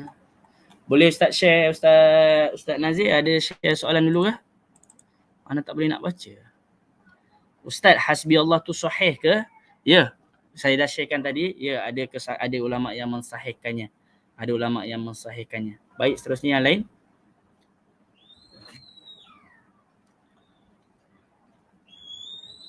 Ustaz, apa pandangan tentang amalan membaca surah Al-Isyirah dengan meletak tangan di dada kiri dan membacanya supaya dilapangkan apa yang sempit dan dimurahkan rezeki? Adakah dalil untuk amalan ini? Wallahu a'lam. Saya tak pernah mendengar. Saya tak pernah dengar nama ini, dan tak semestinya surah Al-Insyirah. Semua bacaan Al-Quran ia melapangkan segala kemudahan. Al-Quran, Iqra'ul Quran fa innahu ya'ti yawmal qiyamati syafi'ah li ashabihi. Bacalah Al-Quran, mengkhususkan kepada sesuatu tu perlukan dalil. Apatah lagi dengan perletak tangan dada kiri, saya tak pernah jumpa hadisnya. Setakat ni Alhamdulillah Allah rezekikan saya pernah baca Sahih Bukhari dengan pernah dengan Syekh Hamid Akram Al-Bukhari, Syekh Hamid Akram Al-Hadis, dan pernah baca Syama'il Muhammadiyah, pernah baca juga beberapa kitab hadis, dan Alhamdulillah Bidayatul Mujtahid pun merupakan bacaan kami. Saya tak pernah jumpa lagi benda ni. Mungkin ini kekurangan ilmu saya, so saya tak tahu benda ni. Wallahu a'lam. Lagi yang lain? Ustaz nak minta tips untuk biasakan dan istiqamah untuk zikir-zikir pagi dan petang, sebab ada hari-hari saya terlepas. Ya, sama-samalah kita. Sama-sama kita untuk sentiasa saling ingat mengingati. Yang pertamanya adalah dengan banyakkan kita mengisi ilmu. Bila mana kita hati ni berilmu, maka ia akan memudahkan kita. Bila kita tahu fadilat, macam contohnya kalau dalam biasanya kursus motivasi, dia akan ajar apa big why awak dalam hidup. Kan? Apa big why? Apa yang awak nak capai dalam hidup awak? Kena ada tujuan yang jelas. Sebab tu kita adakan kelas Hisnul Muslim ini, bila kita tahu fadilat subhanallah bihamdi tu begini. Ada big why dia. Ada kenapa kita nak capai benda tu. Kenapa benda begini, kenapa begini. Yang keduanya adalah kita kena ada sahabat-sahabat yang baik. Sebagaimana Nabi Musa AS ada sahabat, wa asyrikhu fi amri waj'alhu waziran li ahli. Nabi Musa minta doa, ya Allah jadikanlah Harun ini bersamaku. Kai nusabbihaka katsira wa nadhkuraka katsira, agar kami boleh bertasbih dan berzikir kepadamu sebab banyaknya. So Nabi Musa ada penolong, ada kawan yang baik. Nabi Isa AS pun ada juga, wa id auhaitu ilal hawariyina an aminu bi. Dan Allah Subhanahu wa id auhayna ilal hawariyin. Saya lupa bagaimana ayat Qurannya, tetapi Allah menjadikan Nabi Isa ni ada penolong-penolongnya, iaitu siapa? Al-Hawariyun. Membantu. Jadi kita tak boleh hidup sendiri. Hidup ni tak boleh hidup sendiri. Hidup ni perlu berjamaah. Hidup ni perlu ada kawan-kawan yang sentiasa membantu kita. Rasulullah SAW ada sahabat-sahabat. Sebab tu mereka yang mencela sahabat Rasulullah, hakikatnya mereka mencela Rasulullah. Sebab Rasulullah SAW telah pun dikurniakan, direzekikan dengan sahabat-sahabat yang baik. Bila dia menghina sahabat, maka seakan-akan dia menghina Rasulullah. Sebab antara cinta pada Rasulullah adalah kita cinta pada apa yang Rasulullah cinta. Syekh saya Hamid Akram Bukhari mengatakan, kita ni cinta Madinah sebab Rasulullah cintakan Madinah. Fanuhibbu ma yuhibbuhu bihi Rasulullah SAW. Maka kita cinta apa yang Rasulullah cinta. Rasulullah cinta pada sahabat, kemudian kita cinta pada apa yang Rasulullah cinta. Jadi sahabat ni membantu kita untuk istiqamah, biasakan. Dan saya sendiri pun daripada apa yang saya share, daripada lebih kurang dalam 20 lebih, hampir 23 zikir pagi dan petang, tak semuanya saya buat juga. Saya pun bukanlah orang yang ulama, tetapi kita boleh katakan bila mana kita berbicara tentang benda ni, kadang-kadang hari ni kita baca subhanallah bihamdi, besok pula kita baca bismillahilladzi, besok pula kita baca 3 kul, besok pula kita ambil kepelbagaian. Ambil kepelbagaian benda tu. Mana yang kita rasa suka, lebih baik dalam hadis yang lain, ahabbul a'mali ila Allahi adwamuha wa in qalla. Amalan yang Allah suka, ia berterusan walaupun sedikit. Lebih baik sedikit baca. Ambil satu daripada 23 yang kita belajar hari ni, kita ambil satu saja. Tetapi istiqamah, itu lebih baik daripada kita ambil semua tu kita baca satu kali, lepas tu seminggu tak baca. Sama-sama saling nasihat menasihati. Baik, seterusnya yang lain. Soalan yang lain, Ustaz. Assalamualaikum Ustaz. Semoga Ustaz, ya Allah, ini masya-Allah doa, sama-sama kita doakan. Bagaimana sikap kami jikalau terdapat hadis lemah, boleh tak kita amalkan? Contoh didaftarkan oleh Bani tetapi dihasankan oleh Syekh bin Baz rahimahullah. Dalam bab berkenaan dengan fadailul amal, ini terbuka. Dalam fadailul amal, bab hadis yang lemah ini, ia boleh menjadi sokongan dalam fadailul amal. Cumanya dalam fadailul amal ni dia ada beberapa syarat lah, untuk hadis yang lemah ni untuk diamalkan. Yang pertama dalam fadailul amal, bukan dalam bab bukan dalam bab dalam bab hukum hakam seperti halal haram.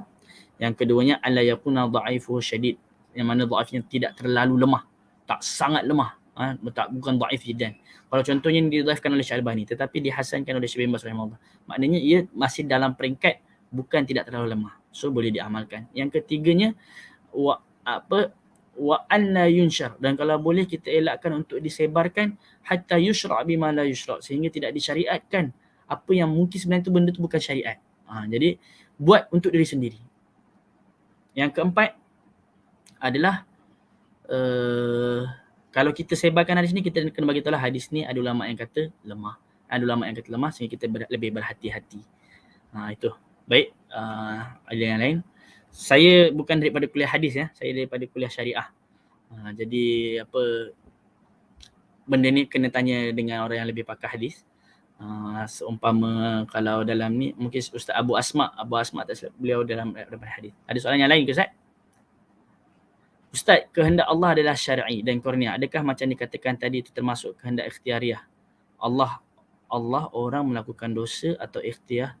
Allah ingin orang melakukan dosa atau ikhtiar manusia. Okay, benda ni pernah disyarahkan oleh Syekh Ustaz Asri Sobri apabila kita bicara tentang innallaha alimun khabir. Allah Maha mengetahui. Dalam sifat qada dan qadarnya Allah, dia bermula dengan al-ilmu, kemudian al-kitabah, kemudian al-masyiah, kemudian al-khalq. Sebelum takdir tu ditulis, ia ditulis atas ilmu Allah Subhanahu wa taala. Kemudian setelah dengan ilmu Allah, kitabah ditulis di dalam takdir. Al-masyiah, dan ia kehendak Allah. Al-khalq, kemudian Allah SWT menciptakan. Baik.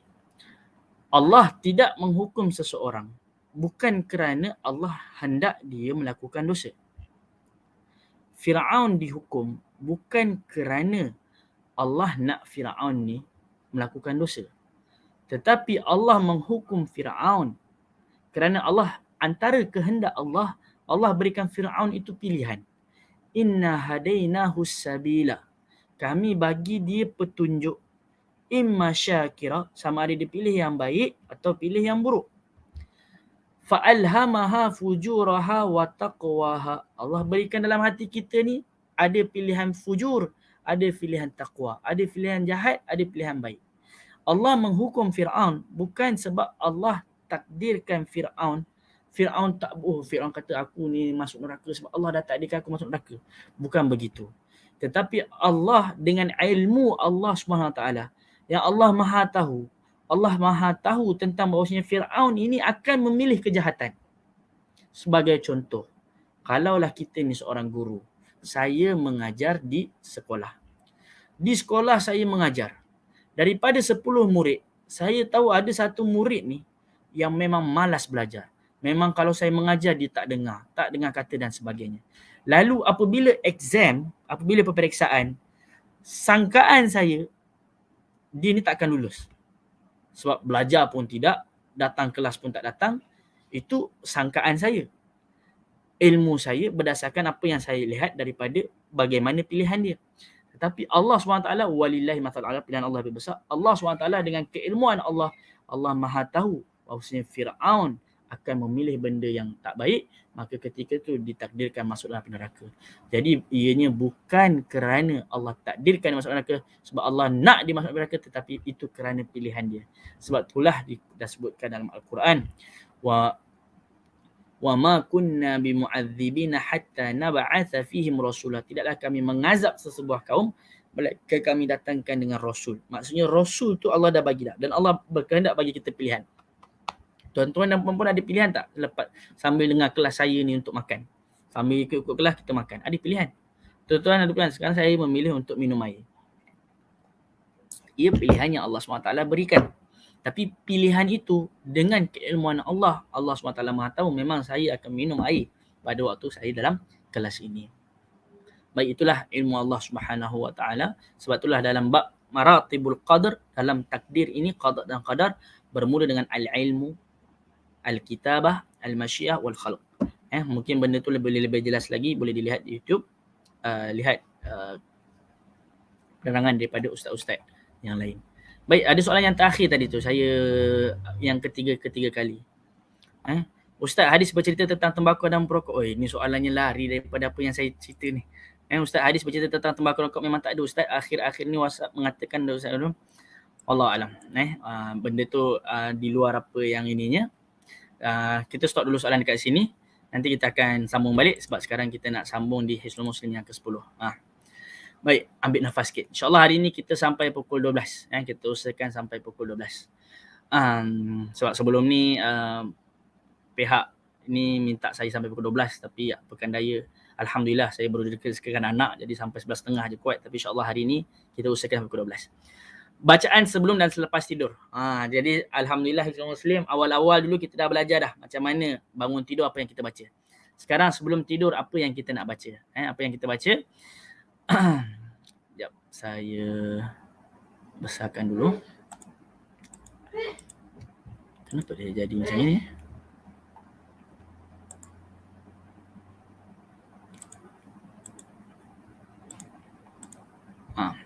Sesungguhnya baginda SAW apabila ingin tidur, ni kita cinta pada Rasulullah. So kita buat apa yang Rasulullah buat. Apa yang Rasulullah buat sebelum tidur? Rasulullah ketika ingin tidur di atas tempat tidurnya, baginda akan mengangkat tangannya sebelum tidur. Rasulullah angkat tangannya.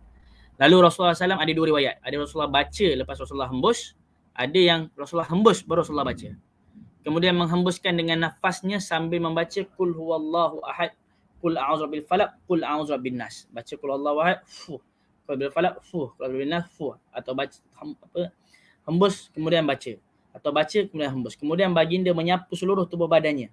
Bermula daripada, jadi Rasulullah SAW baca Qul huwallahu ahad, Allahu samad, lam yalid wa lam yakul lahu kufuwan ahad. Sapu semua apa yang mampu daripada tubuh badannya. Ini untuk jaga kita ni. Jadi kalau seandainya misal kata anak kita menangis waktu malam, boleh baca 3 Qul ni. Dan ini dari Rasulullah.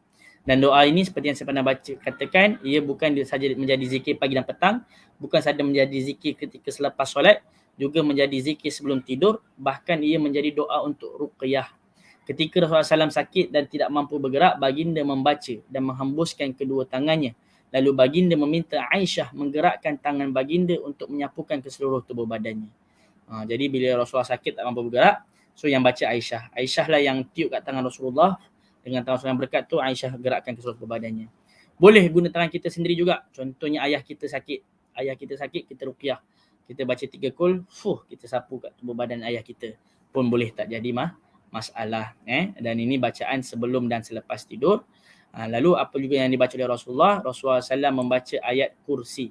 Baginda SAW membaca ayat kursi. Dalam hadis disebutkan dari Abu Hurairah radhiyallahu an, ia berkata Rasulullah pernah mewakilkan padaku untuk menjaga zakat Ramadan.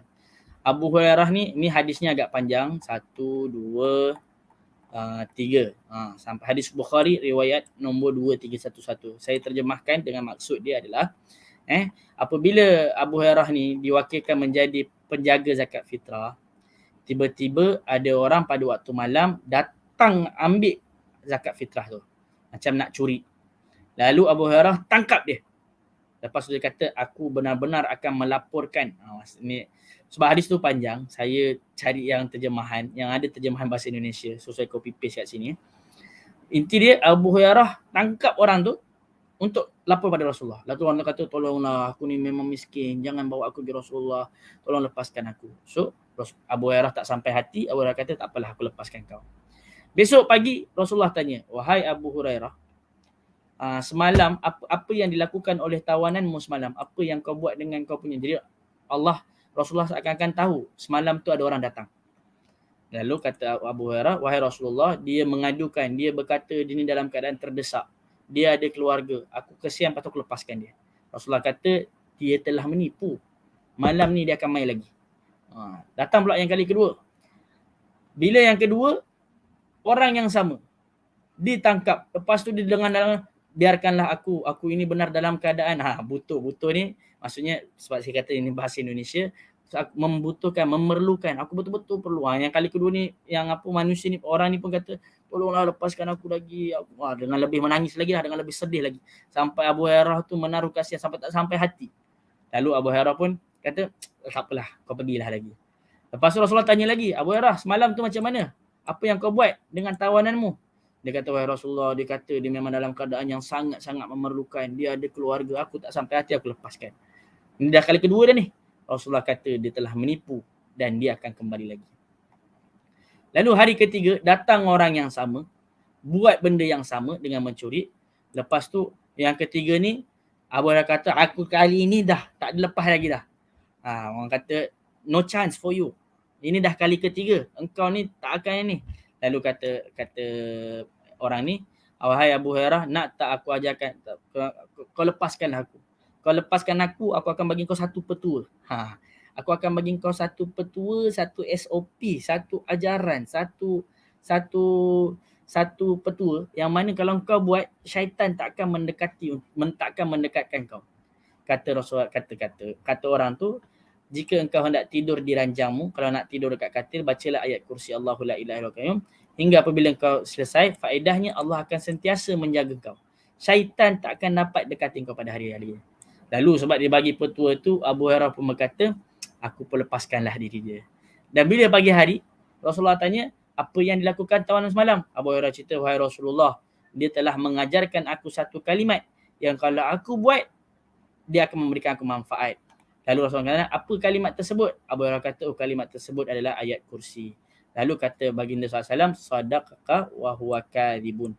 Adapun di kali itu dia berkata benar, namun asalnya dia berdusta. Kata Rasulullah, syaitan orang itu telah berkata betul. Walaupun sebenarnya orang tu penipu, tapi orang tu pada waktu tu dia cakap betul. Lepas Rasulullah kata, siapakah? Wahai Abu Hurairah, tahukah engkau siapakah orang tu selama 3 malam berturut-turut? Abu Hurairah kata, aku tak tahu. Kata Rasulullah SAW, dia adalah syaitan. Syaitan ni penipu. Tapi untuk kes ni Rasulullah kata dia tidak berdusta. Syaitan ni cakap betul, tuan-tuan. Syaitan yang penipu ni cakap betul. Kita ni dah percaya dengan janji Allah. Dan syaitan tu cakap betul. Kenapa kita tak nak baca ayat kursi sebelum tidur? Di mana cinta kita pada Rasulullah SAW? Juga kita baca 2 ayat daripada akhir surah Al-Baqarah. Kata Rasulullah SAW, barang siapa baca 2 akhir daripada surah Al-Baqarah, kafatah, maka dia akan dicukupkan. Kalau baca sebelum tidur. Ulama kata apa maksud dicukupkan? Sebelum dia, kalau seandainya dia tak qiyamul lail, misalnya kata, dia dapat pahala sempurna daripada qiyamul lail. Cukup, macam seakan-akan dia qiyamul lail. Kalau mungkin ada yang ulama kata, tak, maksud cukup tu, maksudnya kalau dia baca 2 ayat surah Al-Baqarah tu, ni. Amanar rasulu bima unzila ilaihi min rabbihi wal mu'minun kullun amana billahi wa malaikatihi wa kutubihi wa rusulihi sampai anta maulana fansurna 'alal qaumil kafirin. Ini terjemahan ni tuan-tuan boleh semua dapatkan. Kita nak cerita bagaimana dengan 2 ayat ini, kata Rasulullah SAW. Kalau kita baca 2 ayat akhir daripada surah Baqarah ini, maka Allah akan cukupkan kita. Cukup daripada pahala qiyam, sempurna daripada qiyamul lail. Kecukupan maksudnya kesempurnaan. Sempurna daripada sudut keimanan, mudah iman. Kita tidur. Dalam kita baca amanar rasul, Rasulullah beriman, kita pun beriman. Lepas tu kan sebelum, kalau kita betul-betul memahami ayat ni, kita akan baca Rabbana la tu'akhidna. Ini kalau boleh kita hafal doa ni. Ya Allah, janganlah kau ambil kami, janganlah kau hisap kami, janganlah kau hukum kami kerana kami terlupa atau kerana kami buat kesalahan. Inna sina wa akhtana. Rabbana wa la tahmil alaina. Ya Allah, jangan kau uji kami sebagaimana kau uji orang-orang sebelum kami. Ya, kadang-kadang bila saya baca doa ni, saya teringat, ya Allah, jangan kau uji aku, ya Allah, macam orang-orang yang lain kau uji. Aku takut, aku tak mampu, tak kuat. Kadang-kadang tengok, Rabbana wala tuhammilna ma la taqata. Ya Allah, jangan kau uji kami dengan sesuatu yang kami tak kuat. Kadang-kadang bila saya lihat ada orang yang diuji dengan anaknya begitu begini. Ada orang yang mungkin diuji dengan kerjayanya begitu begini. Ada orang yang diuji dengan bosnya yang begitu begini. Ada orang yang diuji dengan ibu bapanya, dengan anak-anaknya yang begitu dan begini. Sebab tu kita, ya Allah, jangan kau uji aku dengan aku yang tak kuat, ya Allah. Aku tak kuat ni, Allah. Wa'fu anna, ampunkan aku, waghfir lana, rahmati aku dan sejahterakan aku, anta maulana fansurna qaumil kafirin. Jadi kalau doa ni kita baca-baca betul, maka daripada sudut keimanan mudah-mudahan sempurna. Kata ulama, maksudnya juga, maksud sumber cukup daripada kejahatan syaitan, manusia dan jin. Malam ni waktu banyak orang-orang kena sihir, baca amanah Rasul, mudah-mudahan Allah selamatkan. Cukup daripada segala penyakit. Mudah-mudahan kalau kita sakit, kita baca doa ni. Juga ada hadis yang lain, Rasulullah SAW bersabda, sesungguhnya hari ini salah satu pintu langit terbuka. Tak pernah terbuka melainkan hanya hari ini saja langit terbuka. Dan darinya keluar malaikat. Dan malaikat tak pernah turun ke bumi melainkan hari ini. Lalu jadi tak pernah malaikat tu turun melainkan hari ini. Lalu dia mengucapkan salam dan berkata, aku menyampaikan kau kabar gembira binurain dengan 2 cahaya. yang tidak pernah diberikan oleh Nabi sebelumnya. 2 cahaya. Cahaya yang pertama Al-Fatihah, cahaya yang kedua penutup surah Al-Baqarah. Tidaklah dibaca setiap huruf daripadanya melainkan akan diberikan ganjaran kepadanya. Hadis riwayat Muslim. Ali bin Abi Talib radhiyallahu berkata, sesungguhnya aku tidak melihat seseorang yang berakal dan memahami Islam kemudian dia tidur melainkan sehinggalah dia membaca ayat kursi dan penutup surah Al-Baqarah, sesungguhnya yang merupakan khazanah di bawah arsy. Mafhumnya Arsy kata, orang aku ni pelik. Aku anggap orang tu tak berakal. Orang tu tak faham Islam sampai kalau sebelum tidur dia baca ayat kursi, baca ni, inilah orang yang berakal. Baca ayat kursi, baca penutup surah Baqarah, inilah orang berakal. Inilah orang yang faham agama. Cinta kita pada Rasulullah, pompam. Tapi kita ni tak baca sebelum tidur, tak baca ayat kursi, tak baca penutup surah Baqarah. Ali bin Abi Talib kata, aku nampak dia ni nothing lah. Kalau dalam bahasa kita ni, aku tak melihat seseorang tu berakal, seseorang tu memahami Islam, melainkan kalau sebelum tidur dia baca ini. Jadi ini yang kita boleh cuba baca. Amanar Rasul ma unzila min rabbil mu'minun kullun amana billahi wa malaikatihi wa kutubihi rasulih. Kalau boleh hafal pun bagus, mudah. Takkanlah dalam solat kita asyik nak baca surah 3 kul je kan. Kita hidup daripada umur 1 sampai umur 60 tahun lah. Sekarang umur dah 45 tahun. Takkanlah asyik-asyik solat 3 kul je. Takkanlah asyik-asyik solat surah-surah lazim je. Cuba kita baca 2 dan ni. Tak sempat baca sebelum tidur, bacalah waktu solat Isyak. Kan? Baik, yang seterusnya. Abu Hurairah radhiyallahu anhu, Rasulullah SAW bersabda, apabila salah seorang kalian menuju ranjangnya. Ini pun saya ni cuba cari yang bahasa Melayu, saya tak jumpa. Jadi kalau saya mampu terjemah, saya terjemah. Kalau saya tak mampu terjemah, kadang-kadang kalau dah ada yang terjemahan, saya copy paste je. Kalau tak ada, baru saya terjemahkan. Jadi yang ni kata orang, kalau kalian pergi ke tilam, sebenarnya sunnah untuk kita ni kibas. Kibas ni maksudnya kita bersih-bersihkan tilam kita. Ini menunjukkan umat Islam sangat menjaga kebersihan. Kerana sesungguhnya seseorang tidak mengetahui apa yang mengotori ranjang tersebut. Boleh jadi mungkin ada kuman, boleh jadi mungkin ada waliyazubillah, ada syaitan, ada jin. Baik, benda yang saya ada batin kita tak tahu. Kemudian apa yang kita baca, ni hadis riwayat Bukhari tuan-tuan. Kalau dari riwayat Bukhari, riwayat Muslim, terima. Ini hadis yang sahih. Bismika rabbi wada'tu jambi wa bika arfa'u fa in amsakta nafsi ya Allah. Dengan namamu wahai Tuhanku, aku letakkan lambungku. Lambung ni perut lah kan. Dan dengan namamu aku akan angkat, maksudnya angkat balik tubuh badanku. Amsakta nafsi ya Allah. Orang yang tidur, dia sebenarnya rohnya dipegang oleh Allah Subhanahu wa taala, dan telah disebutkan dalam Al-Quran. Fa amsaka allati qada 'alaiha al-maut wa yursilul ukhra. Apabila tidur semua kembali kepada Allah. Nanti bila mana dia nak bangun tidur, Allah ada yang sebahagian roh yang Allah imsak. Allah pegang. Maksudnya dah mati. Ada yang Allah kembalikan kepada rohnya kembali ila ajalin musamma, sehingga sampai waktu dia mati. Sebab tu bila kita nak tidur tu sebenarnya kita nak mati. Bukan nak mati lah, kita nak kembali kepada Allah. Maka dalam doa ini, amsakta nafsi farhamha. Sekiranya engkau memegang rohku, maka rahmatilah ia. Wa in arsaltaha, dan kalau engkau lepaskan, maka peliharalah ia. Bima tahfazu bihi ibadakas salihin. Hadis riwayat Muslim, dia kebas sebanyak 3 kali. Kebas. Ambil ujung kain ranjang, kebas gini ke, kebas dengan badan ke, kebas dengan apa, yang penting kita kebas. Hadis riwayat Bukhari meriwayatkan, hadis riwayat Muslim. Kalau 2 hadis ni diriwayatkan Bukhari, hadis ini diriwayatkan oleh Muslim, dalam ilmu hadis kita sebut dengan namanya muttafaqun alaih. 2 ulama telah bersepakat. Ini kira hadis yang sangat kuat. Sebab ada hadis yang hanya Imam Bukhari saja riwayatkan. Ada hadis yang hanya Imam Muslim saja riwayatkan. Tapi kalau hadis tu Imam Bukhari riwayatkan, Imam Muslim pun riwayatkan juga, dia jadi muttafaqun alaih. Dan hadis ni antara yang muttafaqun alaih. Antara yang orang kata sepakat, yang kuat, yang orang kata ambil lah, jangan tak buat kan. Juga antara hadis yang dibaca juga, Allahumma innaka khalaqta nafsi wa anta tawaffa. Ya Allah, engkau yang cipta aku, engkau yang cabut nyawa aku. Laka mamatuha wa mahyaha. Engkau lah yang berhak untuk mematikan, engkau lah yang berhak untuk menghidupkan. In ahyaitaha, ya Allah, kalau nak hidupkan, fahfaz, jagalah ya Allah.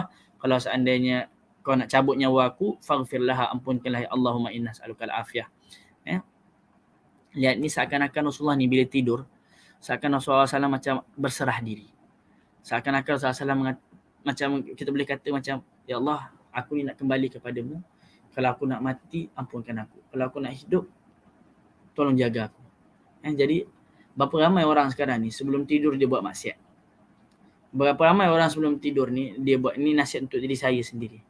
Berapa ramai orang bukan saja sebelum tidur, dia tertidur dalam dia buat maksiat. Tengah dia buat maksiat tu dia tertidur. Allahu Akbar.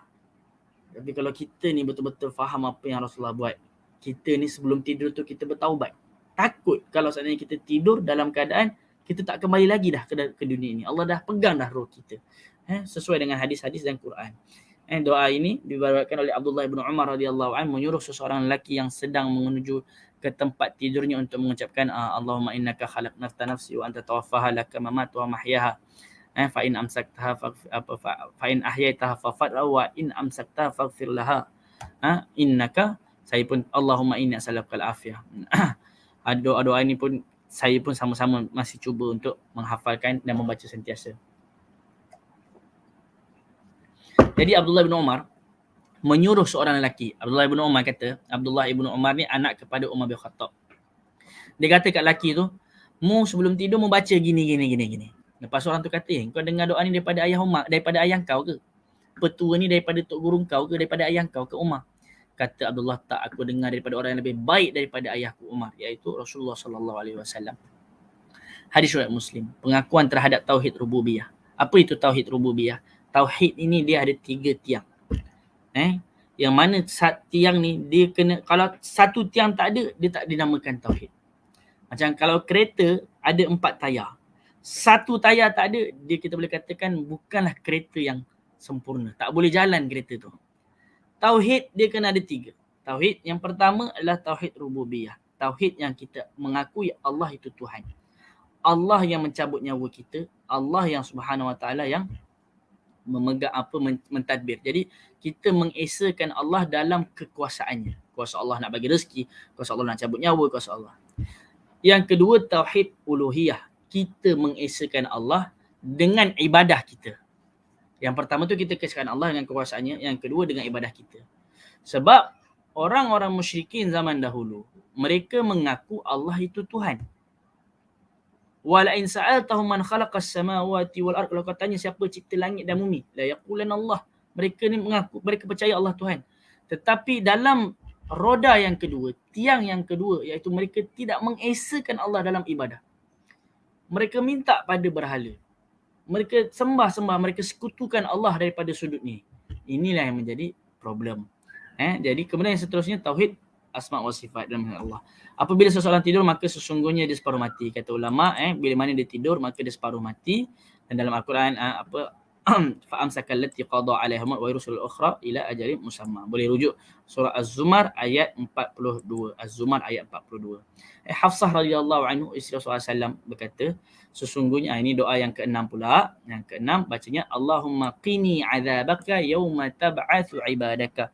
Ya Allah, peliharalah aku daripada azabmu pada hari engkau bangkitkan hamba-hambamu. Hafsah radhiyallahu anhu isteri Rasulullah SAW, sesungguhnya Rasulullah SAW jika ingin tidur maka baginda akan meletakkan tangan kanannya di bawah pipinya, tangan kanan taruh bawah pipi, kemudian berkata Allahumma qini 'adzabaka yauma tub'atsu ibaduka. Allahumma qini 'adzabaka yauma tab'atsu ibadaka. Allahumma qini 'adzabaka yauma tab'atsu ibadaka. Saya pun tengah cuba-cuba nak hafal juga. Allahumma bermaksud wahai Tuhanku. Kan kat sini juga tidur boleh menjadikan satu ibadah jika diniatkan untuk agama Allah. Ini sama saya kata juga. Niat ini boleh membezakan antara satu ibadah dengan ibadah yang lain. So seorang solat 2 rakaat, tapi 2 rakaat itu kalau diniat untuk solat subuh dapat pahala solat subuh. Kalau diniat untuk solat duha maka dapat pahala solat subuh. Pahala solat duha. Niat juga boleh mengangkat satu adat, satu kebiasaan menjadi ibadah apabila diniatkan untuk Allah. Sebagaimana tidur. Tidur tu kalau kita niat untuk satu ibadah. Kita tidur tu, ya Allah aku tidur ni aku nak rehatkan tubuh badanku sehingga besok aku boleh berlebih semangat menjadi hamba-Mu. Maka dia jadi satu ibadah jika diniatkan untuk agama Allah. Niat membezakan satu ibadah dengan ibadah yang lain. Niat juga boleh merubah suatu perkara yang adat kepada ibadah untuk Allah Taala. Saya dah cerita. Sebelum tidur seorang hamba sentiasa mengingati akhirat. Daripada apa yang kita belajar hari ini, sebelum tidur tu adalah waktu untuk kita sentiasa ingat akhirat. Tidur adalah macam kita ni nak kembali kepada Allah. Separuh roh kita sedang dipegang oleh Allah SWT. Poin yang nombor 7. Nabi SAW, tengok kat sini, ralat nombor 7. Ini antara sebab saya tak boleh nak tukar sebab PowerPoint saya dah hilang. Saya punya PowerPoint dah hilang, saya ada PDF je. So tu yang saya padam tu. Jadi Nabi SAW melarang untuk kita tidur meniarap. Tidur meniarap. Rasulullah SAW berkata, janganlah engkau tidur seperti ini. Tidur meniarap tu macam mana? Meniarap lah. Kepala tu berbadan menghadap ke bawah, kaki menghadap bawah. Kerana ianya dibenci oleh Allah Subhanahu Wa Taala. Dalam riwayat lain, kerana ianya merupakan tidurnya ahli neraka. Ini saya sebenarnya baru kenal hadis ni, baru tahu hadis ni masa saya belajar Madinah. Masa saya belajar Madinah dulu, saya pergi Masjid Nabawi. Biasanya kalau dekat Masjid Nabawi lepas solat Jumaat, kami akan stay sampai Isyak. Sebab nak balik tu jauh. Jadi lepas solat Jumaat, kami tidur kat Masjid Nabawi, cari makan kat sekitar Masjid Nabawi, stay lah sampai Isyak. Jadi masa tidur tu, saya tidur macam meniarap lah. Saya tidur meniarap kan, sambil baca buku. Orang kata sambil baca buku meniarap gitu kan. Lepas tu tiba-tiba datang orang, dia tegur. Ya apa Muhammad, saya lupa dia panggil apa, jangan tidur macam gini. Ini Rasulullah larang. Allahu Akbar Kadang-kadang kita ni ada rasa ego. Kau siapa nak tegur aku? Aku pelajar Madinah kot. Tapi inilah, orang tegur tu memang sakit. Tetapi sebenarnya benda tu, orang yang tegur saya tu sampai sekarang saya boleh ingat. Sebab tu kadang-kadang bila kita tegur, mungkin itu sakit untuk yang pertama. Tapi insyaAllah itu akan menjadi pengingat bagi dia. Sampailah bila-bila. Jadi orang tu bila tegur saya yang dia pegang, jangan tidur seperti ini Allah Rasulullah ini. Lalu saya pun cari hadis. Dan benda tu walaupun saya tak kenal dia siapa, tapi bila saya teringat tu insyaAllah dia dapat pahala. InsyaAllah dia dapat pahala. Baik, seterusnya. Bismika Allahumma amutu wa ahya. Ya Allah, dengan namamu aku mati dan dengan namamu aku hidup. Baik, sebelum masuk tu kita nak juga kata kalau daripada sudut kesihatan pun sebenarnya tidur dengan meniarap ni dia tidak memberikan kesan tidur yang sempurna. Sebab jantung kita ni apabila dihempap kan, sebab dia letak bawah, dia akan menyebabkan pernafasan tu tak baik. Pernafasan tu tak lancar. Kemudian dia daripada sudut sains tu ada dia punya ini dia. Dan apa yang Rasulullah ajarkan, ia sentiasa dengan sains tu tidak pernah orang kata bercanggah. Sebab tu Islam ni Islam yang boleh hidup sepanjang zaman, sepanjang masa. Nak tinggal dekat kutub utara ke kutub selatan ke, Islam masih boleh dilaksanakan. Bahkan kalau orang tu pergi ke bulan pun, Islam masih boleh diamalkan dan dilaksanakan. Berbeza dengan orang yang mungkin kalau misalnya kata rumah ibadahnya hancur, rumah ibadahnya tiada. Dia kata, kesianlah Tuhan aku. Misal kata, aku punya rumah ibadah dah hancur semua. Kita umat Islam, even kalau masjid tak ada pun, kita masih boleh berada kat tempat lain. Even kalau Kaabah ditutup pun masa tu ketika COVID, Allah Subhanahu Wa Taala, Tuhan yang kita sembah di Kaabah adalah Tuhan yang sama kita sembah di Malaysia. Jadi Islam ini sesuai sepanjang zaman, sepanjang masa. Islam berjalan dengan peredaran. Beruntunglah jadi orang Islam. Ekonomi Islam. Mana ada ekonomi agama-agama lain? Tak ada ekonomi ikut syariat-syariat yang lain. Syariat yang lain tak mampu nak dalam ada perbankan tak ada syariat lain yang boleh adapt seperti agama Islam. Dan masa sebelum saya bekerja sebagai eksekutif syariah perbankan saya tak sebutkan nama bank tersebut. Saya dulu skeptikal tau dengan perbankan. Saya kata kenapa macam backdoor tu riba lah sebagainya. Saya agak skeptikal semasa saya belajar ni. Tapi bila saya masuk dalam dunia perbankan, memang kita tak nafikan ada beberapa pendapat yang diambil tu pendapat yang mungkin agak lemah. Mungkin ada beberapa pendapat yang majoriti kata tak boleh, tapi ada satu yang kata boleh. Tetapi kerana hajatul mujtama', kerana mujtama' perlu. Dan benda ni, produk ni perlu dilaksanakan. Untuk disesuaikan dengan ininya. Seperti ada suku, mungkin kemudian seperti ada financing, kemudian ada takaful, seperti takaful. Jadi benda-benda begini Islam cuba untuk adapt. Walaupun mungkin ada beberapa perkara yang masih kita boleh pertikaikan. Tapi kita cuma nak tanya saja, kita nak katakan Islam mampu berada sepanjang zaman, sepanjang masa, di mana sahaja. Fi kulli makan, fi ayyi makan, fi kulli zaman. Al-Islamu salihun fi kulli zaman wa makan. Baik, yang seterusnya bismika Allahumma amutu wa ahya. Bismika Allahumma amutu wa ahya. Poin nombor 7. Huzaifah bin Yaman radhiyallahu anhu, Nabi SAW jika ingin tidur, baginda akan membaca bismika Allahumma amutu wa ahya. Hadis riwayat Bukhari. Seorang hamba Muslim menutup tirai harinya dengan mengatakan, Rasulullah sebelum tidur, Rasulullah akan kata, ya Allah, aku ni mati kerana-Mu, aku hidup kerana-Mu.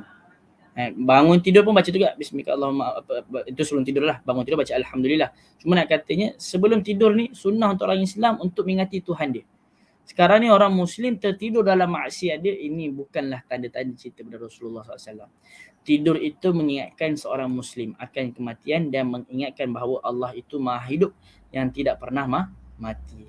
Lalu yang seterusnya ada juga baca subhanallah, alhamdulillah, Allahu Akbar. 33, 33, 34. Hadis ini diriwayatkan oleh, jadi suatu ketika Fatimah isteri Ali, Ali ni sepupu Rasulullah. Ali berkahwin dengan anaknya Rasulullah.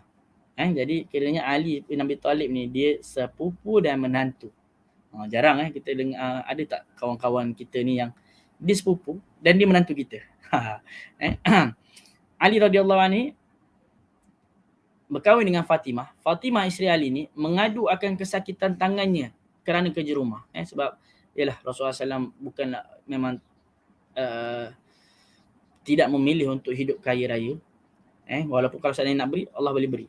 Dan Fatimah diuji dengan kesakitan tangannya sebab untuk tumbuk-tumbuk. Zaman dulu tu tepung tu bukanlah tepung dah siap hancur macam zaman sekarang, tak. Kalau misalnya dapat tepung gandum tu nak kena ketuk-ketuk sehingga jadi dakik, sehingga jadi tepung. Kan? Jadi biji-biji ni bila betul-betul tu tangannya sakit. Lalu Aisyah Fatimah pergi rumah ayah dia, iaitu jumpa rumah Rasulullah untuk dicarikan pembantu. Tetapi beliau tak jumpa. Lalu Fatimah bertemu dengan Aisyah. Tengok pergi rumah Rasulullah tak ada, yang ada Aisyah. Lalu Aisyah berkata, lalu bila mana Rasulullah balik, Aisyah pun ceritalah kat suami dia. Aisyah cerita kat Rasulullah. Aisyah cerita tadi Fatimah datang, Fatimah minta sekian dan sekian dan sekian. Lalu Rasulullah pun bila dengar apa yang Aisyah cerita, Rasulullah pergilah ke rumah Fatimah. Lalu Rasulullah kata bila sampai, diorang menemukan kami masih berbaring di atas katil. Lalu Rasulullah kata, tetaplah kalian di tempat tidurmu. Rasulullah datang, Rasulullah duduk dekat sebelahnya Fatimah dan kata, Fatimah, ni hadis ni riwayat Fatimah, aku merasakan sejuk kakinya Rasulullah, sejuk kakinya ayahku ni di dadaku apabila baginda menasihati kami. Jadi keseakan-akan Rasulullah ni bila nak nasihat, Rasulullah pergi dekat-dekat Fatimah, Rasulullah sampai-sampai maksudnya dekat pada Fatimah. Lalu kata Rasulullah, adakah kalian berdua ingin aku ajarkan sesuatu lebih baik daripada apa yang kalian pinta? Nak pembantu, kita tak ada pembantu. Kita bukan kan. Jika kalian ingin tidur, maka bertakbirlah 34 kali, bertasbih 33 kali, bertahmid 33 kali, maka ianya lebih baik daripada pembantu. Hadis riwayat Bukhari. Ini menunjukkan, menerangkan tentang kehidupan keluarga Rasulullah SAW yang sederhana. Ustaz, apa hubungannya zikir dengan pembantu? Apa function? Kalau contohnya, saya nak pembantu, saya tak nak zikir. Contoh orang zaman sekarang kan. Macam kalau isteri kita kata, abang saya nak pembantu rumah lah ni. Saya kata, cuba buat zikir ni, zikir A, zikir B, zikir C. Abang, zikir-zikir lah, pembantu juga. Tapi kita katakan, kenapa Rasulullah ajar begitu? Ia sebagaimana yang dikatakan oleh Ibnu Qayyim rahimahullah. Ibnu Qayyim rahimahullah berkata, aku sangat kagum melihat kekuatan syekh aku. Siapa syekhnya Ibnu Qayyim? Syekhul Islam Ibn Taymiyah rahimahullah.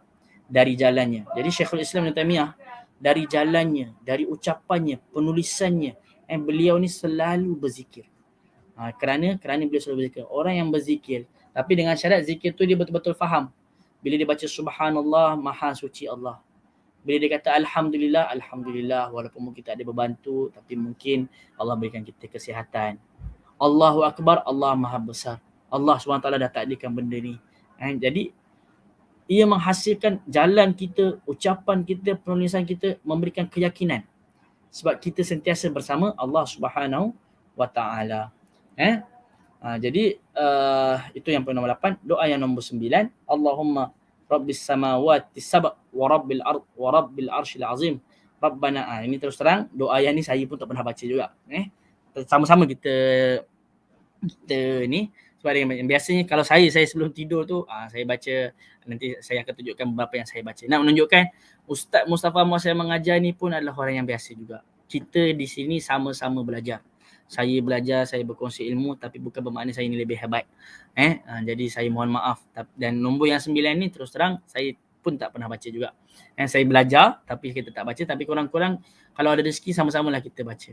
Allahumma rabbis samawati sab' wa rabbil ardi, Allah Tuhan tujuh langit dan tujuh bumi. Wa rabbul arsyil azim, rabbana wa rabb kulli syai' faliqul habbi wan nawa wa munzilat taurati wal injil wal furqan. Ya Allah, Tuhan tujuh langit tujuh bumi, Tuhan yang memiliki arsy yang besar, arsy yang agung, Tuhan segalanya. Yang menciptakan langit yang pagi dan petang. Wa munzilat, yang menurunkan Taurat dan Injil. Wal furqan. Al-Quran ni dikenal sebagai furqan. Furqan ni maksudnya pemisah, pembeza antara hak dan yang batil. A'udzubika min syarri kulli syai'in anta akhidhu min nasiyati. Ya Allah, aku berlindung daripada segala kejahatan yang mana engkau memegang ubun-ubunnya. Siapa yang pegang ubun-ubun? Makhluk. Maksudnya setiap makhluk-makhluk Allah ni, Allah yang pegang. Anta akhidhu min nasiyati. Allahumma antal awwal. Ya Allah, engkau yang pertama, yang pada awal, falaisa qablaka, tak ada yang sebelum. Wa antal akhir, falaisa ba'daka syai', wa antal zahir, falaisa fawqaka syai', wa antal batin, falaisa dunaka syai'. Iqdi 'anna dayna. Sebelum tidur ni Rasulullah minta doa, ya Allah, tolong settlekan hutang aku dan tolong bebaskan aku daripada kefakiran. Ini antara doa jugalah kalau kita, bagus juga doa ni sebenarnya. Peringatan bagi saya lah. Maknanya kalau kita ni ada hutang, ambil yang ni. Abu Hurairah radhiyallahu anhu, Rasulullah SAW menasihatkan sahabatnya, jika ingin tidur maka hendaklah berbaring atau mengiring di sebelah kanan. Kemudian membaca yang tadi ni. Dan hadis ni hadis riwayat Muslim. Allah, kita ni duk selalu dengar Bukhari Muslim. Saya ni pun jarang juga melaksanakannya. Antara nama Allah Al-Batin, wa antal batin falaysa dunaka syai'. Dan engkau lah yang batin, tiada sesuatu di bawahmu. Batin ni pun antaranya adalah maksudnya dekat dengan kita. Wa nahnu aqrabu ilaihi min hablil warid. Dekatnya Allah, rahmatnya Allah lebih dekat daripada kita punya hablul warid, saraf kita. Kenapa dikatakan saraf warid? Ada saraf namanya warid. Warid ni tak silap saya saraf pernafasan. Jadi kalau nak haiwan, kalau nak disembelih, kita kena pastikan hablul warid tu tersembelih. Sebab hablul warid itulah yang paling dekat. Dan kalau dia tersembelih tu, dia akan mati sempurna. Dan Allah lebih dekat daripada saraf tersebut. Subhanallah. Wa nahnu aqrabu ilaihi min hablil warid. Dan bila mana dilihat, rupanya memang betul ni yang paling dekat.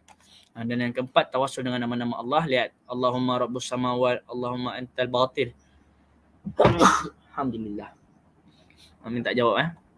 Kalau kita hacim alhamdulillah, antara hak nak baca jawapannya adalah yarhamkallah. Dan saya akan jawab yahdikumullah, sebab ada 6 hak muslim yang perlu ditunaikan. Kalau sakit perlu ziarah, kalau mati perlu ditemankan, diiringi. Kalau seandainya saya ajak tuan-tuan datang saya punya walimah, perlu datang. Dan kalau seandainya saya hacim, tuan kena jawab. Itu antara hak. Dan saya pelik kat Malaysia ni, kalau saya hacim kan, alhamdulillah. Kalau kat Saudi, satu kedai, contohnya dekat kedai tu, saya baca alhamdulillah. Satu kedai akan cakap yarhamkallah. Dekat sini orang macam tak tahu. Kata cinta pada Allah, padahal dekat Saudi tak ada pun maulid Nabi. Tapi mereka lebih buat daripada apa yang kat Malaysia yang tiap-tiap tahun buat maulid Nabi. Jadi kita katakan, marilah kita sama-sama cinta pada Rasulullah SAW. Dengan cinta yang kita buat apa yang Rasulullah SAW buat. Baik, seterusnya antara yang kita baca, Alhamdulillahillazi at'amana wa saqana wa kafana. Antara doa yang sebelum tidur yang kita baca, ya Allah, kami bersyukur. Sebelum tidur kita kata, ya Allah, terima kasih sebab dah bagi makan. Terima kasih sebelum tidur ni dah bagi minum. Terima kasih dah cukupkan kami. Terbagi tempat berteduh. Fakam mimman la kafiya lahu. Berapa ramai orang yang tak ada tempat tidur. Berapa ramai orang yang tidur bawah bintang. Berapa ramai orang yang tidur bawah jambatan kan. Yang tak Allah cukupkan dan tidak tempat tidurnya. Tengok, sebelum tidur pun kita bersyukur pada Allah. Kata Anas radhiyallahu anhu, Rasulullah SAW jika ingin tidur bagi dia akan baca, Alhamdulillahilladzi at'amana wa saqana wa kafana wa awana. Fakam mimman la kafiya lahu wala mu'wiya. Ini sebagai bentuk kesyukuran kita kepada Allah. Antara nikmat yang mukiramat lupa, nikmat mendapatkan tempat berteduh. Nikmat tempat berteduh ni. Tempat berteduh ni yang sebenarnya mungkin kita boleh nampak kenapa financing bank Islam tu adalah benda yang perlu. Kita tak nafikan. Maksudnya sekarang ni orang perlukan rumah untuk tempat tinggal. Tapi untuk beli rumah, diorang perlukan duit. Untuk perlukan duit, macam mana? So dekat situlah hajatul mujtama'. Akhirnya perlu ada syariat Islam dalam perbankan. Walaupun mungkin saya tahu ada ramai orang yang tak nak ambil financing. Kita tak sebut loan. Loan haram. Financing ada perbincangan dia. Dan Ayofi membenarkan. Ayofi ni ulama satu dunia. Baik, seterusnya, Allahumma alimal ghaibi wasyahada fatiras samawati wa rabbal kulli syai'in wa malikah asyhadu an la ilaha illa anta a'udzubika min syarri nafsi wa min syarri syaitani wa syirki wa an aqtarafa ala nafsi wa ajrul muslimin. Ini sama doa yang zikir pagi dan petang tadi tu. Sebab tu kan, sebab hadisnya apa? Kan hadisnya tadi Abu Bakar kata, ya Rasulullah, ajarkan aku doa untuk aku baca waktu pagi dan petang. Rasulullah kata, baca ni, baca waktu pagi, baca waktu petang dan baca sebelum tidur. So ni yang nombor 11. Ucaplah ketika pagi, ketika petang dan ketika engkau ingin tidur. Abu Bakar Siddiq. Hadis ini merupakan zikir pagi dan petang. Saya dah share. Bacaan sebelum dan selepas tidur yang ke-12. Jabir radhiyallahu an, sesungguhnya Nabi SAW tidak akan tidur. Jabir kata Rasulullah ni tak akan tidur melainkan Rasulullah dah baca surah As-Sajadah dan dah baca surah Al-Mulk. Dah baca surah As-Sajadah dan baca surah Al-Mulk. Sebab tu membaca surah As-Sajadah dan baca surah Al-Mulk. Dan surah Al-Mulk ni hadis riwayat Tirmizi. Sunnah membaca surah As-Sajadah dan surah Al-Mulk sebelum tidur. Sunnah ini kenapa sunnah baca? Sebab dalam surah contohnya macam As-Sajadah kan, Alif Lam Mim Tanzilul kitabi la raiba fihi min rabbil alamin am yaquluna iftarah. Jadi surah dalam Sajadah ni cerita pasal tauhid.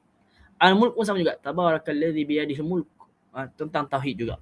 Wa ala kulli syai'in qadir. Dan ada hadis tentang mulk, antara perkara yang boleh menyebabkan kita ni selamat daripada azab kubur adalah dengan membaca surah Al-Mulk. Wah, 2 jam cakap. Saya ni ni first time saya buat kelas 2 jam.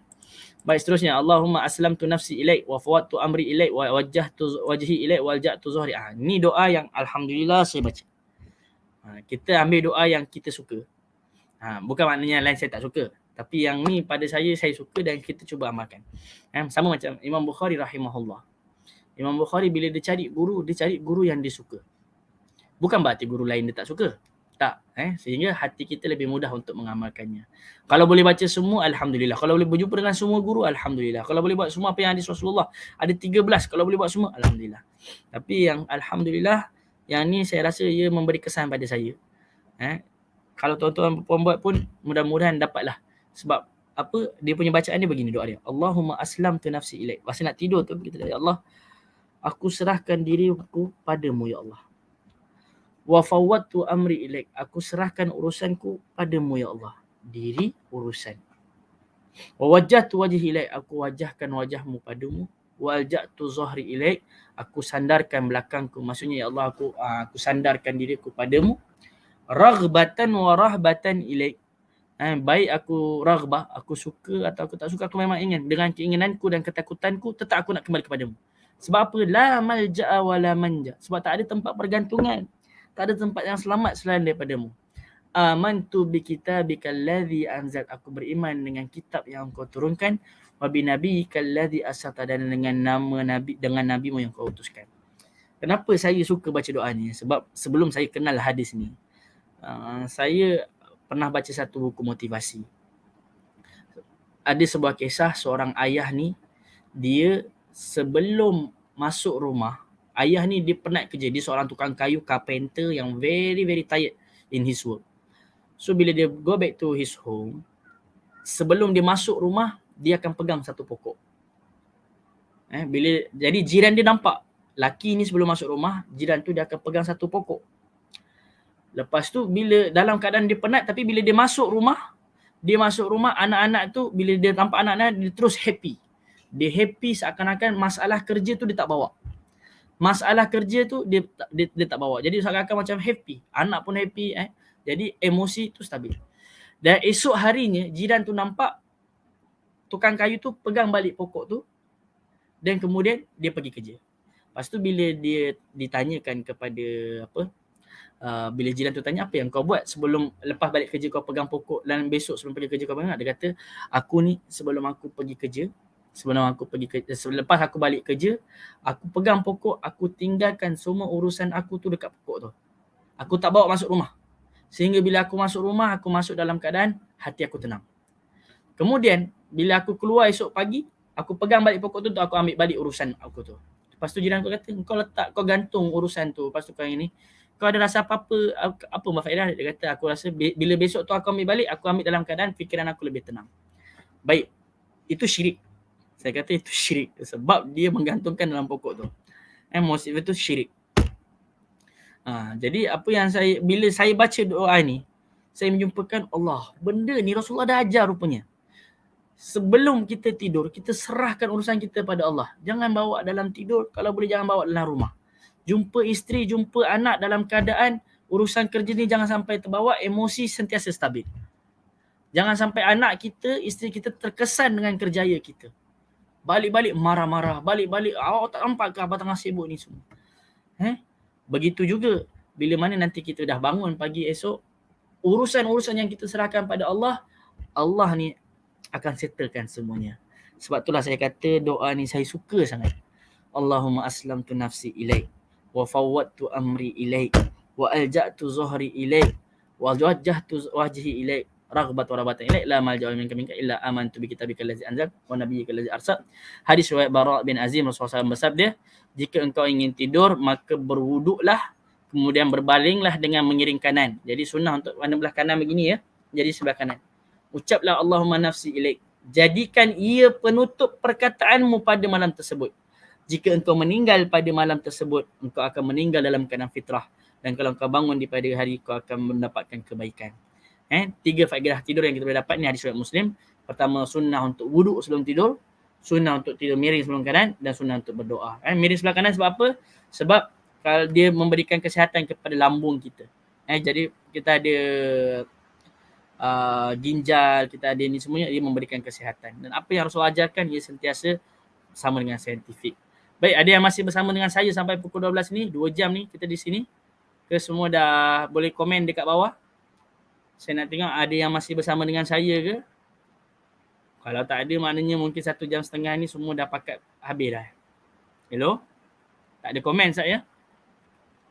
Ustaz Nazri?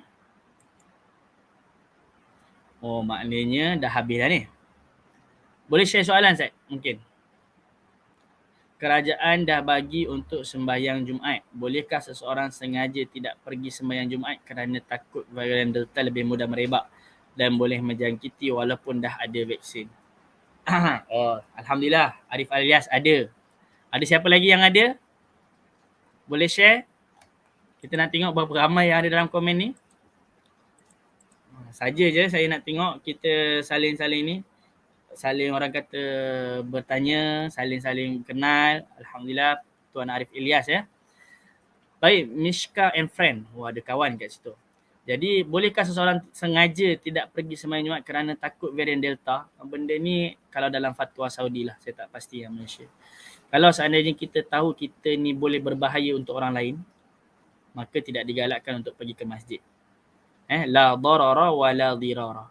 Tapi bolehkah seseorang sengaja tidak pergi sembahyang Jumaat kerana takut? Kalau dia sendiri takut, kalau kita takut, yang tu kita yang tu saya tak boleh nak jawab lah. Balikkan kepada pemerintah, hukum pemerintah. Kalau pemerintah wajibkan, wajib pergilah. Tapi balik kepada la darara wa la dirara. Yang saya masa awal-awal dulu, masa awal-awal pembukaan masjid di Saudi. Saudi antara yang terawal buka masjid. Tanpa kapasiti. Jadi bila Malaysia lihat pentingnya ulama' bersama umara'. Ulama' bersama umara' ketika umara' buat satu program, ulama' menyokong.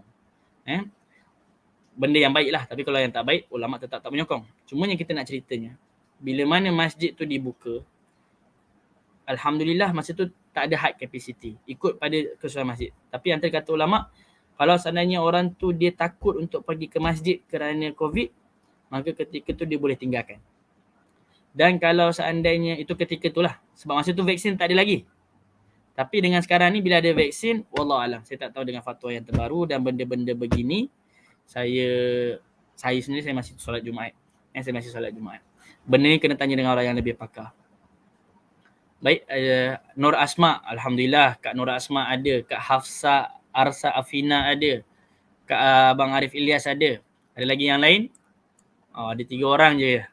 Ada 3 orang je hari ni. Tapi tak apa. 3 orang pun mudah-mudahan ini bermanfaat untuk kita semuanya.